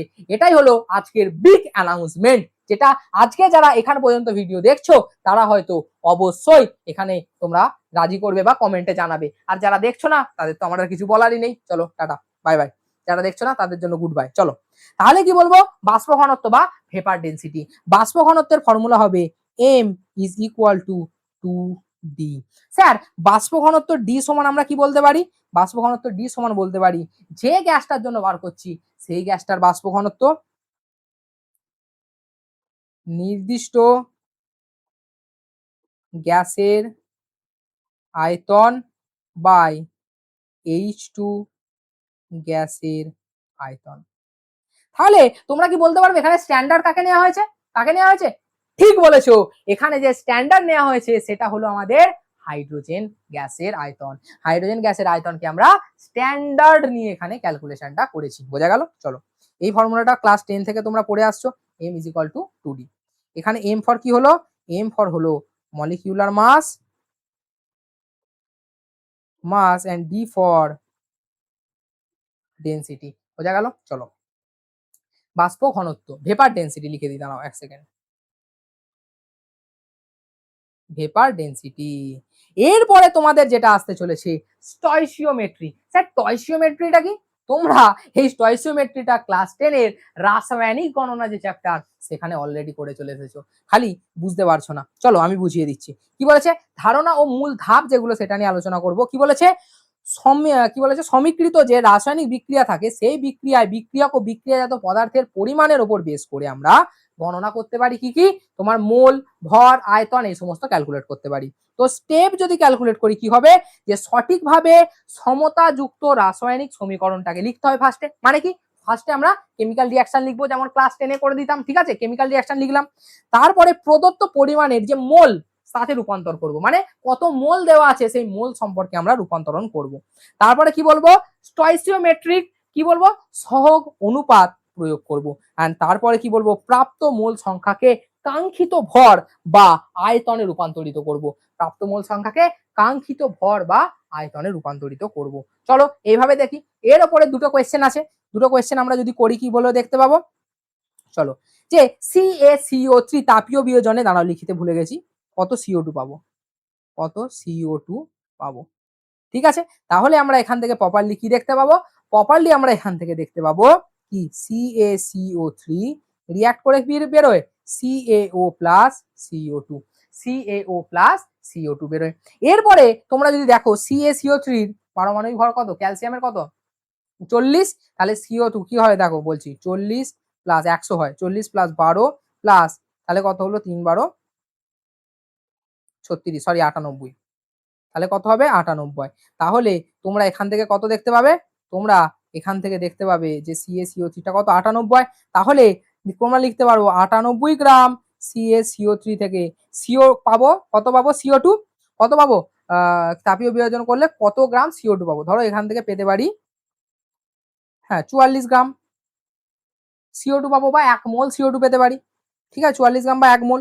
তাহলে আমরা এখান থেকে পাবো 10 গ্রাম CaCO3 থেকে কত পাবো, 44/98 ইন্টু 10 গ্রাম CO2 পাবো। তাহলে এখান থেকে কি বেরোবে, আনসার বেরোবে, আনসারটা কমেন্ট করো। ঠিক আছে, এবং এখানে H2O টা আশা করি তোমরা পেরে যাবে, কোনো রকম অসুবিধা হবে না। এই H2O টাও বলতে পারো তোমরা, ঠিক আছে, বা আমি করে দিচ্ছি, ছাড়ো করেই দিই একটা, কি হবে, বাচ্চা বাচ্চা ছেলে সব। তার মানে কি হলো, H2O বিয়োজিত করে কি হবে, H2, দাঁড়াও 2H2 থেকে বিয়োজিত করলে O2 গ্যাস রিলিজ হবে অ্যান্ড O2 রিলিজ হয়ে গেল প্লাস H2, ঠিক আছে, 2H2 গ্যাস নির্গত হয়ে গেল, O2 নির্গত হলো। তাহলে তোমরা দেখতে পাচ্ছ যে এখানে কত হলো 2 × 18 মানে কত হলো 36 গ্রাম। তার মানে হলো 36 গ্রাম H2O থেকে কত বেরোচ্ছে, 36 গ্রাম H2O থেকে O2 কত বেরোচ্ছে, O2 হচ্ছে তোমাদের 32 গ্রাম, ঠিক আছে। অক্সিজেন কত বেরোচ্ছে, আর 32 না লিখে আমরা এটা লিখতে পারি 22.4 লিটার। তাহলে কত বেরোচ্ছে 22.4 লিটার আয়তন বেরোচ্ছে। আর তাহলে O2 এর আয়তন যদি আমরা এর ক্ষেত্রে ধরি তাহলে 9 গ্রাম H2O এর ক্ষেত্রে আমরা করব 22.4 বাই 36 ইন্টু 9, 22.4 বাই 36 ইন্টু 9, বোঝা গেল। তাহলে এইখান থেকে যেটা বেরোবে সেটা হলো 9 গ্রাম H2O থেকে তড়িৎ বিশ্লেষণে উৎপন্ন O2 এর আয়তন, বোঝা গেছে, O2 এর আয়তন বোঝা গেছে। চলো এরপরে আমরা যদি প্রপার ওয়েতে ক্যালকুলেশন করতে যাই যে সীমাবদ্ধ বিক্রিয়া বা লিমিটিং রিএজেন্ট। স্যার লিমিটিং রিএজেন্টের কনসেপ্ট আমি ফার্স্টে পড়ে শোনাই যে রাসায়নিক বিক্রিয়া যে বিক্রিয়কটি প্রথমে সম্পূর্ণরূপে নিঃশেষ হয়ে উৎপন্ন পদার্থের পরিমাণকে সীমিত করে তাকেই সীমাবদ্ধ বিক্রিয়া বলে। স্যার কি বললেন বুঝতে পারলাম না, স্যার আপনি আমার নার মতো একটু সহজ করে বোঝান না যাতে আমরা বুঝতে পারি। চলো তাহলে আমরা কি বলতে পারি, ধরো তোমার কাছে বিস্কুট আছে কটা, 1টা 2টো 3টে 4টে 5টা 6টা 7টা 8টা, ঠিক আছে। এবার তুমি কি তৈরি করো যে ওরিও বিস্কুট খাও, জানো তো, 2টো চকলেট মাঝখানে সাদা, খাও কি না খাও না ওরিও বিস্কুট। এই রকম ভাবে তোমাকে বলা হয়েছে তুমি একটা কোম্পানি খুলেছো, বলছো আমি এবার বিস্কুট তৈরি করবো ক্রিম দিয়ে, কিন্তু তোমার কাছে এমন ক্রিম আছে, একটা বাটি দিয়েছে, তোমার কাছে একটা বাটি আছে, এই বাটিতে তোমার এমন ক্রিম আছে যেটা দিয়ে অনলি 3টে ওই যে ওরিও বিস্কুট তৈরি হবে, ওরিও বিস্কিট হবে, ঠিক আছে। এবার তুমি দেখছো 3টে ওরিও বিস্কিট হবে, মানে কি জোড়া জোড়া বড় জোড়া, এরকম দুটো মাঝখানে একটা দিলে ওটা হলো একটা, তাহলে এইভাবে 3টে তৈরি করতে পারবে। তুমি তখন বলছো আচ্ছা এরকম ভাবে করবো, এটা করবো এটা করবো, কিন্তু স্যার জানেন তো 2খানা পড়ে থাকবে, যদি 8খানা থাকে না, এরকম 10খানা যদি থাকে স্যার এখনো 4টে পড়ে থাকবে, এই 4টে নিয়ে কিছু করতে পারবো না, তাহলে কি হবে স্যার। দেখেছো, তাহলে তুমি কেন বাকি 4খানাকে ইউজ করে 2টো বিস্কুট তৈরি করতে পারলেন না, তার প্রধান কারণ হলো তোমার কাছে ক্রিম বর্তমান ছিল না, আর এই যে ক্রিম সেটা তোমার প্রক্রিয়াটার মধ্যে লিমিট লাগিয়ে দিল, তাই জন্য আমরা এই ধরনের প্রক্রিয়াকে লিমিটিং রিএজেন্ট বলে থাকি। বোঝা গেছে হ্যাঁ কি না, বোঝা গেছে। তাহলে তুমি কটা বিস্কুট তৈরি করতে পারলে, 1টা 2টো 3টে, বাকি 4খানা দিয়ে আর যে 2টো বিস্কুট হলো সেটা পারলে না, কারণ তোমাকে এই যে ক্রিম আছে ক্রিমটা লিমিট লাগিয়ে দিল, তাই এই ক্রিমটাকে আমরা বলবো লিমিটিং রিএজেন্ট, আর এই ক্রিমটাকেই আমরা বলবো লিমিটিং রিএজেন্ট। বোঝা গেছে হ্যাঁ কি না বলো, বোঝা গেছে। চলো এরপরে এবার বলবো, দেখো তাহলে কি বলবো, শর্টকাট নিয়ম কি, প্রতিটি বিক্রিয়ার জন্য গণনা করতে হবে। এবার বলেছে যার মান সবচেয়ে কম হবে সেটিকে সীমাবদ্ধ বিক্রিয়ক বা লিমিটিং রিএজেন্ট বলবো। লিমিটিং রিএজেন্ট ক্যালকুলেট করার যে ফর্মুলা, সেই লিমিটিং রিএজেন্ট ক্যালকুলেট করার ফর্মুলা হবে n ইজ ইকুয়াল টু কি বলেছে, দেখো মোল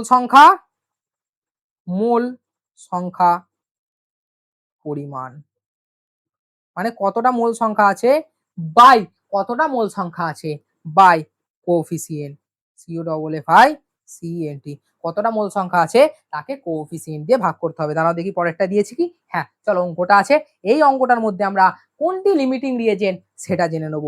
তাহলে স্যার আমরা যে রিঅ্যাকশনটা দেখতে পাচ্ছি স্যার কি হলো, H2 প্লাস O2 থেকে স্যার তৈরি হয়েছে 2H2O।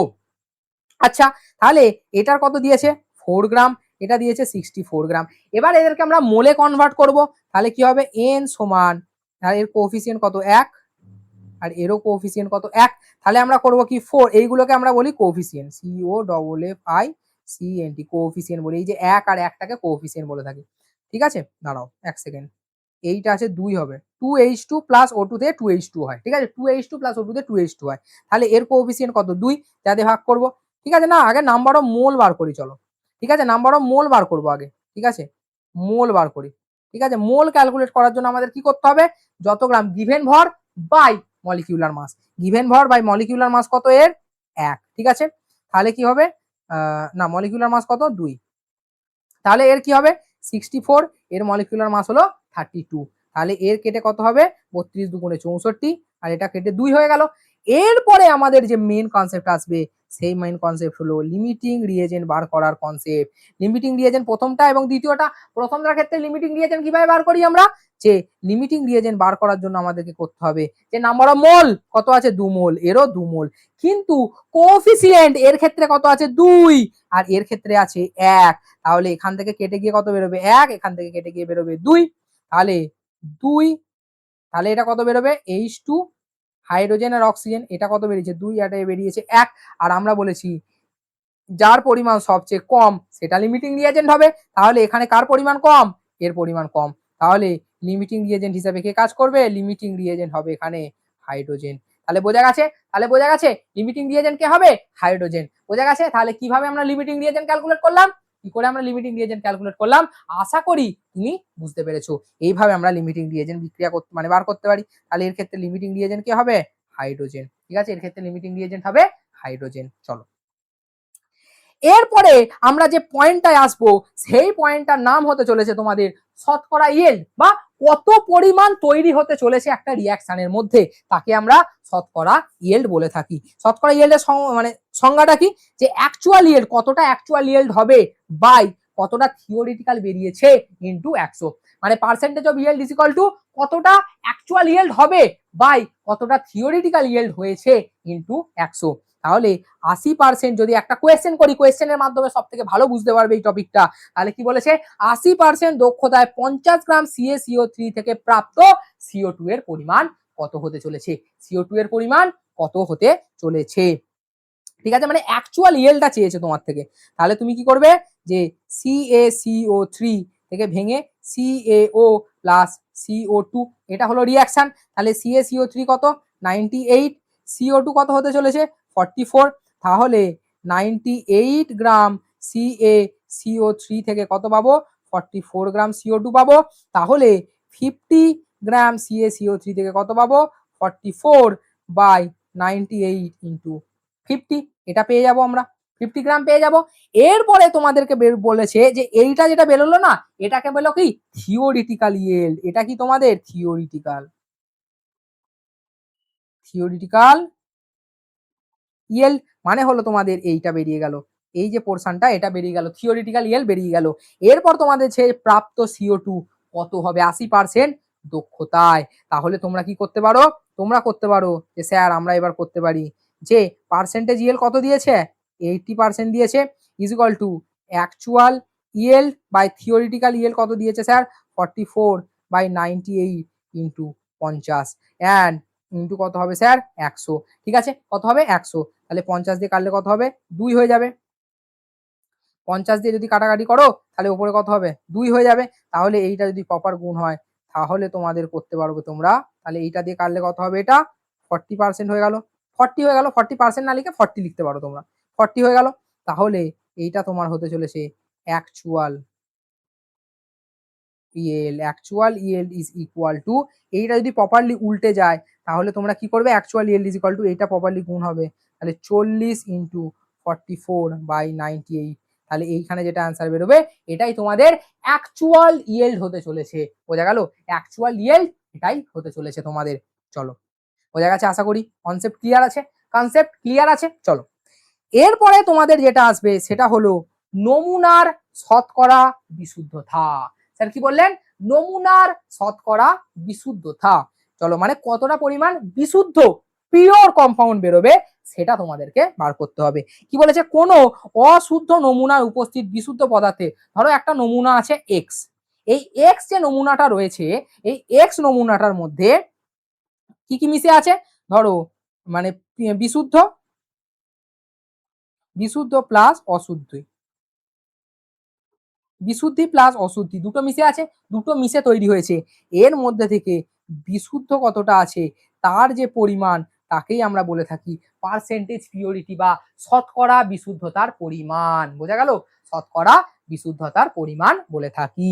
এরপরে বলেছে দেখো, ওটাই বলেছে নিশ্চয়ই, দেখো কি বলেছে, প্রকাশ করলে পরিমাণের যে শতকরা মোট হিসাবে প্রকাশ করা হয় শতকরা বিশুদ্ধতা বলা হয়ে থাকে। এরপরে তোমরা দেখতে পাবে মূল যে সূত্রটা সেটা কি, শতকরা বিশুদ্ধতা ইজ ইকুয়াল টু বিশুদ্ধ পদার্থের ভর বাই অবিশুদ্ধ নমুনা যেটা আছে, মানে নমুনাটার ভর ইন্টু 100, মানে বিশুদ্ধ পদার্থের ভর বাই নমুনাটার ভর ইন্টু 100, মানে টোটাল নমুনাটা বিশুদ্ধ প্লাস অবিশুদ্ধি ইন্টু 100। চলো, পার্সেন্টেজ পিওরিটি মানে কি, W by pure by W by sample into তোমাদের কি হতে চলেছে ইন্টু 100। এইটা হলো ফর্মুলা, এটা মনে রাখবে। এরপরে তোমাদের যে কোয়েশ্চেন প্র্যাকটিসের মাধ্যমে তোমরা যেহেতু ভালো বুঝতে পারবে, কোয়েশ্চেন প্র্যাকটিস করায় কি বলেছে, 40 গ্রাম নমুনায় 36 গ্রাম বিশুদ্ধ NaCl থাকলে তার বিশুদ্ধতা কত। তাহলে পার্সেন্টেজ অফ বিশুদ্ধতা ইজ ইকুয়াল টু কত হবে, পার্সেন্টেজ অফ বিশুদ্ধতা, তাহলে 36 গ্রাম আছে, টোটাল নমুনা কত দিয়েছে 40 দিয়েছে, ইনটু করবো পার্সেন্টেজ করার জন্য 100, তাহলে এই দুটো কেটে গেল, তাহলে কত হবে 2.5। তাহলে যদি এটা 2.5 করে তাহলে 36 ইন্টু 2.5 করলে যেটা অ্যান্সার বেরোবে ওটাই অ্যান্সার। স্যার আপনি আনসার গুলো করছেন না কেন, কি হবে আনসার করে টাইম ওয়েস্ট করে, তোমরা করো, কমেন্টে অ্যান্সার জানাও যাতে তোমাদের ক্যালকুলেশন ফাস্ট হতে পারে। আর এটা তোমাদের হোমওয়ার্ক থাকবে, এটা তোমাদের হোমওয়ার্ক থাকবে, একই টাইপের অঙ্ক, সিমিলার অঙ্ক, ঠিক আছে, হোমওয়ার্ক থাকবে। চলো তাহলে এটা কমেন্ট করবে, এখানে অনেক অঙ্ক আছে, অনেক অঙ্ক করতেও হয়, কিছু করার নেই, তাহলে কমেন্ট করো। এরপরে আমাদের যে লাস্ট টপিক আসতে চলেছে, মানে সরি লাস্টের আগের টপিক আসতে চলেছে, সেটা হলো আমাদের রাসায়নিক সংযোজন সূত্রাবলী। মানে কি স্যার, মানে আমরা এখানে 6খানা সূত্র পড়বো। প্রথম সূত্র আমাদের যেটা আসতে চলেছে সেটা হলো আমাদের ভরের নিত্যতা সূত্র। স্যার ভরের নিত্যতা সূত্র মানে কি বলতে চাইছে স্যার, ভরের নিত্যতা সূত্র মানে হলেছে কোন রাসায়নিক বিক্রিয়ায় পদার্থের ভর সৃষ্টি বা ধ্বংস করা যায় না। E is equal two mc square, Einstein equation. কি বলেছে, কোন তোমার যে ভর, গিভেন ভর বা প্রদত্ত ভর সেটা নষ্ট করা যায় না। মানে ধরো প্রথমে carbon plus oxygen is equal two CO2। কার্বনের ভর কত স্যার 12, অক্সিজেনের ভর কত স্যার 32, ঠিক আছে, দুটো মিলে স্যার কত হয়েছে 44। তাহলে স্যার প্রথমে যেটা ছিল দ্বিতীয়টাও ছিল, মানে প্রথমের যে ভর সেই ভরটা সংরক্ষিত রয়েছে, প্রথমের যে ভর সেই ভরটা সংরক্ষিত রয়েছে। আর একেই আমরা কি বলছি, ভরের নিত্যতা সূত্র বলে থাকি। মানে একে ভরের নিত্যতা সূত্র বলি, মানে কোনো ভর এখানে শেষ হলো না। কিন্তু তোমরা প্রপার যদি স্টাডি করো দেখতে পাবে ভরের নিত্যতা সূত্র প্রপারলি প্রযোজ্য নয়। কেন স্যার প্রযোজ্য নয়, ভরের নিত্যতা সূত্র প্রপারলি প্রযোজ্য নয় তার একটাই কারণ, কারণ ভরের যে নিত্যতা সূত্র রয়েছে সেই ভরের নিত্যতা সূত্রটি স্যার আমরা যখন কোন একটা কার্বনকে বার্ন করছি তার মধ্যে থেকে তো কিছু পরিমাণ জলীয় বাষ্প বেরিয়ে যাচ্ছে, কিছু পরিমাণ জলীয় বাষ্প বেরিয়ে গেলে সেই যে অ্যাশ বা ছাইটা পড়ে থাকে সেই ছাইটাকে যখন আমরা ওয়েট করব প্রথম ভরের থেকে কমে যাবে, তখন স্যার কি ভরের নিত্যতা সূত্রকে ক্র্যাশ করে যাবে, না ক্র্যাশ করবে না। সেই ক্ষেত্রে আইনস্টাইন ইকুয়েশন এসে সেটাকে বাধা দেবে। বোঝা গেল। চলো এরপরে যেটা আসছে স্থির অনুপাতের সূত্র, মানে কোন নির্দিষ্ট যৌগে উপাদান মৌলগুলি সর্বদা ভরের নির্দিষ্ট অনুপাতে যুক্ত হয়। যেমন জলেতে কি থাকে, জলেতে হাইড্রোজেন আর অক্সিজেন কি অনুপাতে যুক্ত হয়ে থাকে 1:8 অনুপাতে যুক্ত হয়ে থাকে। হাইড্রোজেন আর অক্সিজেন কিরকম যুক্ত হয়ে থাকে 1:8 অনুপাতে যুক্ত হয়ে থাকে। এবার আছে গুণানুপাতের সূত্র, কি বলেছে, দুটি মৌলে যুক্ত হয়ে একাধিক যৌগ গঠন করতে পারে। একটি মৌলের নির্দিষ্ট ভরের সাথে অপর মৌলের যে ভর ভিন্ন ভিন্ন ভর যুক্ত হয় তাদের একটি সরল পূর্ণ সংখ্যার যে অনুপাত থাকে তাকেই আমরা বলি গুণানুপাতের সূত্র। স্যার গুণানুপাতের সূত্রটা কি বললেন স্যার, দেখো যেমন কার্বন আর অক্সিজেন, ঠিক আছে, এইখানে এবং কার্বন কার্বন ও O2, এখানে স্যার কার্বন কত আছে 12, অক্সিজেন কত আছে স্যার 16, এখানে স্যার কার্বন আছে 12, অক্সিজেন আছে স্যার 32। তাহলে আমরা যদি এই যে কার্বনটা কি হলো স্যার, কার্বনটা তো কমন, তাহলে আমরা যদি অক্সিজেন ইস্টু O2 করি তাহলে আমরা পাবো 16:32, তার মানে হবে স্যার 1:2 অনুপাতে। তাহলে কি সরল পূর্ণ সংখ্যার অনুপাতে এটা বিলং করছে, সরল পূর্ণ সংখ্যার অনুপাতে বিলংস করছে। বোঝা গেল। চলো এরপরে আমরা যে প্রপার পরের কনসেপ্টটা দেখতে পাবো সেটা হলো আমাদের মিথানুপাতের সূত্র। স্যার কি কনসেপ্ট, মিথানুপাতের সূত্র। মিথানুপাতের সূত্র মানে কি হলো, দেখো H2O CH4O2 দ্বারা প্রমাণিত করা যায়। প্রমাণ করব, কি বলো, দেখো বলছি প্রপারলি, কি বলেছে, এই যে হাইড্রোজেন আর অক্সিজেন, কার্বন আর হাইড্রোজেন, ঠিক আছে, সরি H4 করে দিই CH4, তাহলে এর যে অনুপাত কি হলো, হাইড্রোজেনের অনুপাত 1, এর কত হলো 16, এর ক্ষেত্রে হলো 12, আর হাইড্রোজেনের ক্ষেত্রে হলো 4, ঠিক আছে। এবার যদি CO2 করা হয় তাহলে এটা কত হবে, CO2 এর ক্ষেত্রে এটা হবে 12, আর এটা কত আসতে চলেছে অক্সিজেন 16 দুগুণে 32, ঠিক আছে। যদি এর অনুপাত করো 1:16 আসছে, এর আসছে 12 কত 4, তাহলে হাইড্রোজেন অক্সিজেন কত আসছে 1:4 অনুপাতে আছে। এখানে কার্বন আর অক্সিজেন কত অনুপাতে আছে 12:16 অনুপাতে আছে। তাহলে এইখানে কত আসছে দেখো, তাহলে এখানে আসছে এটা আসছে 1:, দাঁড়াও 12:16 অনুপাতে থাকলে এটা আসছে 1: কত 12 32, একই রকম থাকবে। ঠিক আছে, তাহলে এখানে অক্সিজেন আর এই যে O2টা এটা 1:2 অনুপাতে আসবে, আর এরা দুজনে কেটে যাবে 1:1 অনুপাতে আসবে। এটাই হলো তোমাদের মিথানুপাতের সূত্র। এরপরে যদি তোমরা প্রপারলি দেখো কি বলেছে গেলুসাকের সূত্র। গেলুসাকের সূত্র তোমরা কি জানো যে pressure is directly proportional to temperature হয়ে থাকে। তারপরে কি বলেছে নির্দিষ্ট উষ্ণতায় ও চাপে গ্যাসীয় পদার্থের যে বিক্রিয়াজাত পদার্থের গ্যাসগুলি সরল আয়তনের অনুপাতে থাকে। মানে এইটা ইস্টু এইটা, মানে এইটা তৈরি করেছে 1:2:1 অনুপাতে থাকছে। আর তাহলে পরে কি এটা বলেছে আমাদের অ্যাভোগাড্রের সূত্র। এগুলো বেসিক ডিটেলস পড়ে নেবে, একবার বই থেকে ভালো করে রিডিং করবে। অ্যাভোগাড্রের সূত্রটা কি বলেছে, একই উষ্ণতায় ও চাপে সম আয়তন সকল গ্যাসে সম সংখ্যক অণু বর্তমান থাকে। তাহলে ভি প্রপোর্শনাল টু এন, এটাকে বলা হয় আমাদের কি, এটাকে বলা হয় অ্যাভোগাড্রের সূত্র। আর এটা তোমরা কোথায় পড়ে নিয়েছো অলরেডি, পদার্থের গ্যাসীয় অবস্থায় অলরেডি পড়ে ফেলেছো, আমি তোমাদের পড়িয়ে দিয়েছি ডিটেলসে। বোঝা গেছে? চলো সরি। এরপরে আমরা কি বলতে পারি, আমাদের লাস্ট কনসেপ্ট এই চ্যাপ্টারের, এই চ্যাপ্টারটা শেষের পথে এসে গেছে এই কনসেপ্টটার পরে। এখন আমরা কি পড়তে চলেছি, সমার্থ সংখ্যার গণনার নিয়মাবলী। এটা তোমরা কোথায় পড়বে, এটা তোমরা অলরেডি ফিজিক্সের ফার্স্ট চ্যাপ্টারে পড়ে ফেলেছো বা পড়বে। চলো কি বলেছে, যে বলেছে সকল অশূন্য বা নন জিরো সংখ্যক যে সমর্থক, মানে এটা যদি বলি আমরা 1 নম্বরেরটা কি বলেছে 25.4। ঠিক আছে, এর ক্ষেত্রে কটা ডিজিট প্রেজেন্ট আছে, এখানে ডিজিট প্রেজেন্ট আছে 3টে। আমরা যদি বলি ধরো 1:1:2 0, তাহলে এর ক্ষেত্রে কটা ডিজিট প্রেজেন্ট আছে, এর ক্ষেত্রে ডিজিট 1 2 3 4, 4টে ডিজিট প্রেজেন্ট আছে। বোঝা গেল? সেকেন্ড পয়েন্টটা কি বলেছে, অশূন্য সংখ্যা যদি মধ্যবর্তী পোরশনে থাকে তখন সেটাকে ক্যালকুলেট করব। মানে স্যার, মানে ধরো 1, তোমরা এর ক্ষেত্রে এই জিরোটাকে ক্যালকুলেট করছো না, এর ক্ষেত্রে কি জিরোটাকে ক্যালকুলেট করছো না, বাট তুমি যদি জিরোটাকে মাঝখানে রেখে দাও মানে 1005, এর ক্ষেত্রে কিন্তু সংখ্যাটা কত হতে চলেছে, ডিজিট 4টে, এর ক্ষেত্রে ডিজিট 4টে হতে চলেছে। বোঝা গেছে? বা যদি করো 2.003, এর ক্ষেত্রে ডিজিট কটা হবে, 4টেই হতে চলেছে। বোঝা গেল? ডিজিট কটা হবে, 4টে। এইটাই হলো তোমাদের সেকেন্ড পয়েন্ট। ঠিক আছে, মানে জিরোকে যদি মাঝখানে রাখো তাহলে ক্যালকুলেট করব, যদি সাইডে রাখো তাহলে ক্যালকুলেট করার কোনো দরকার নেই পূর্ণ সংখ্যায়। তাহলে থার্ড যে পয়েন্ট আসতে চলেছে কি বলেছে, সংখ্যার শুরুতে থাকা শূন্য সমার্থক নয়।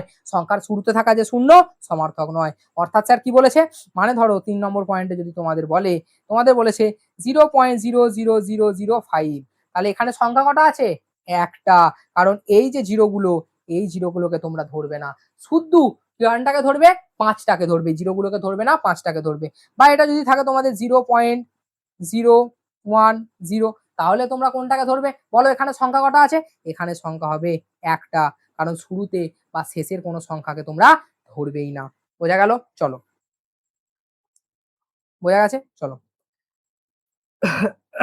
এবার দেখো, এরপরে আমরা যেটা নিয়ে ক্যালকুলেট করব সেটা হলো কি বলেছে, যদি শুরুতে আমাদের কি থাকে দশমিক বিন্দুর পরে শেষে থাকা শূন্য সমার্থক, দাঁড়াও এর ক্ষেত্রে কটা হবে, দুটো, তাহলে শেষে থাকা শূন্য সমার্থক। তাহলে 4 নম্বরের ক্ষেত্রে আমরা কি দেখতে পাবো, 4 নম্বরের ক্ষেত্রে আমরা দেখতে পাবো যে দেখো 0 নয়, ধরো 2.5000 ধরছি, তাহলে এর ক্ষেত্রে সংখ্যা কত হবে, 2.500 ক্ষেত্রে সংখ্যা কত হবে, সংখ্যা হতে চলেছে তোমাদের 5টা, কারণ এই জিরোগুলোকে আমরা ক্যালকুলেট করব।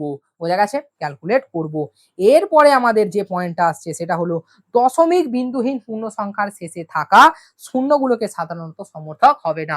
মানে তোমাদেরকে যদি আমি বলে থাকি তাহলে যে 5 নম্বরে যে 1000, 1000-এ পূর্ণ সংখ্যা কটা আছে, সমর্থক সংখ্যা একটা। বা যদি তোমাদেরকে বলে রাখি 1440, এখানে সংখ্যা কটা আছে, 3টে। এই যে জিরোগুলো আছে এই জিরোগুলোকে আমরা ক্যালকুলেট করি না, বাট এই জিরোগুলোকে আমরা ক্যালকুলেট করে থাকি। বোঝা গেছে? প্রপারলি ক্লিয়ার আছে? আর এবার যদি তোমাকে বলে বাজারে 1 ডজন কলা আনতে পাঠায়, তাহলে সেখানে কিন্তু ওই কলাকে পরিমাপ করতে পারবে না, কটা সমার্থক সংখ্যা আছে, পারবে না। ইনফিনিটি বা অসীম সমার্থক সংখ্যা পরিণত হয়ে যাবে, ইনফিনিটি বা অসীম সমার্থক সংখ্যায় পরিণত হয়ে যাবে। বোঝা গেছে? চলো, তাহলে আজকে আমাদের চ্যাপ্টারটা এই পর্যন্তই শেষ হলো। তোমরা যদি নোটস নিতে চাও, কারণ এই পিডিএফ নোটসটা আমি আমাদের হোয়াটসঅ্যাপ চ্যানেলে আপলোড করব, যেটার নাম হতে চলেছে সায়েন্স আর কেমিস্ট্রি। তো এই হোয়াটসঅ্যাপ চ্যানেলটায় জয়েন হয়ে যাও এবং এই ইনস্টাগ্রামে তোমরা ডাউট জিজ্ঞাসা করতে পারো, এখানে ফলো করে নাও। ঠিক আছে, ফলো করে নাও, ডাউট জিজ্ঞাসা করতে পারো। তাহলে আজকের জন্য টাটা।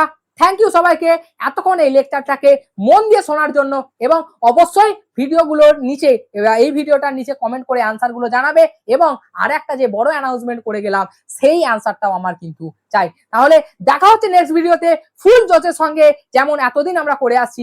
আজকের জন্য টাটা, পড়াশোনা করতে থাকো, কোয়েশ্চেন প্র্যাকটিস করতে থাকো।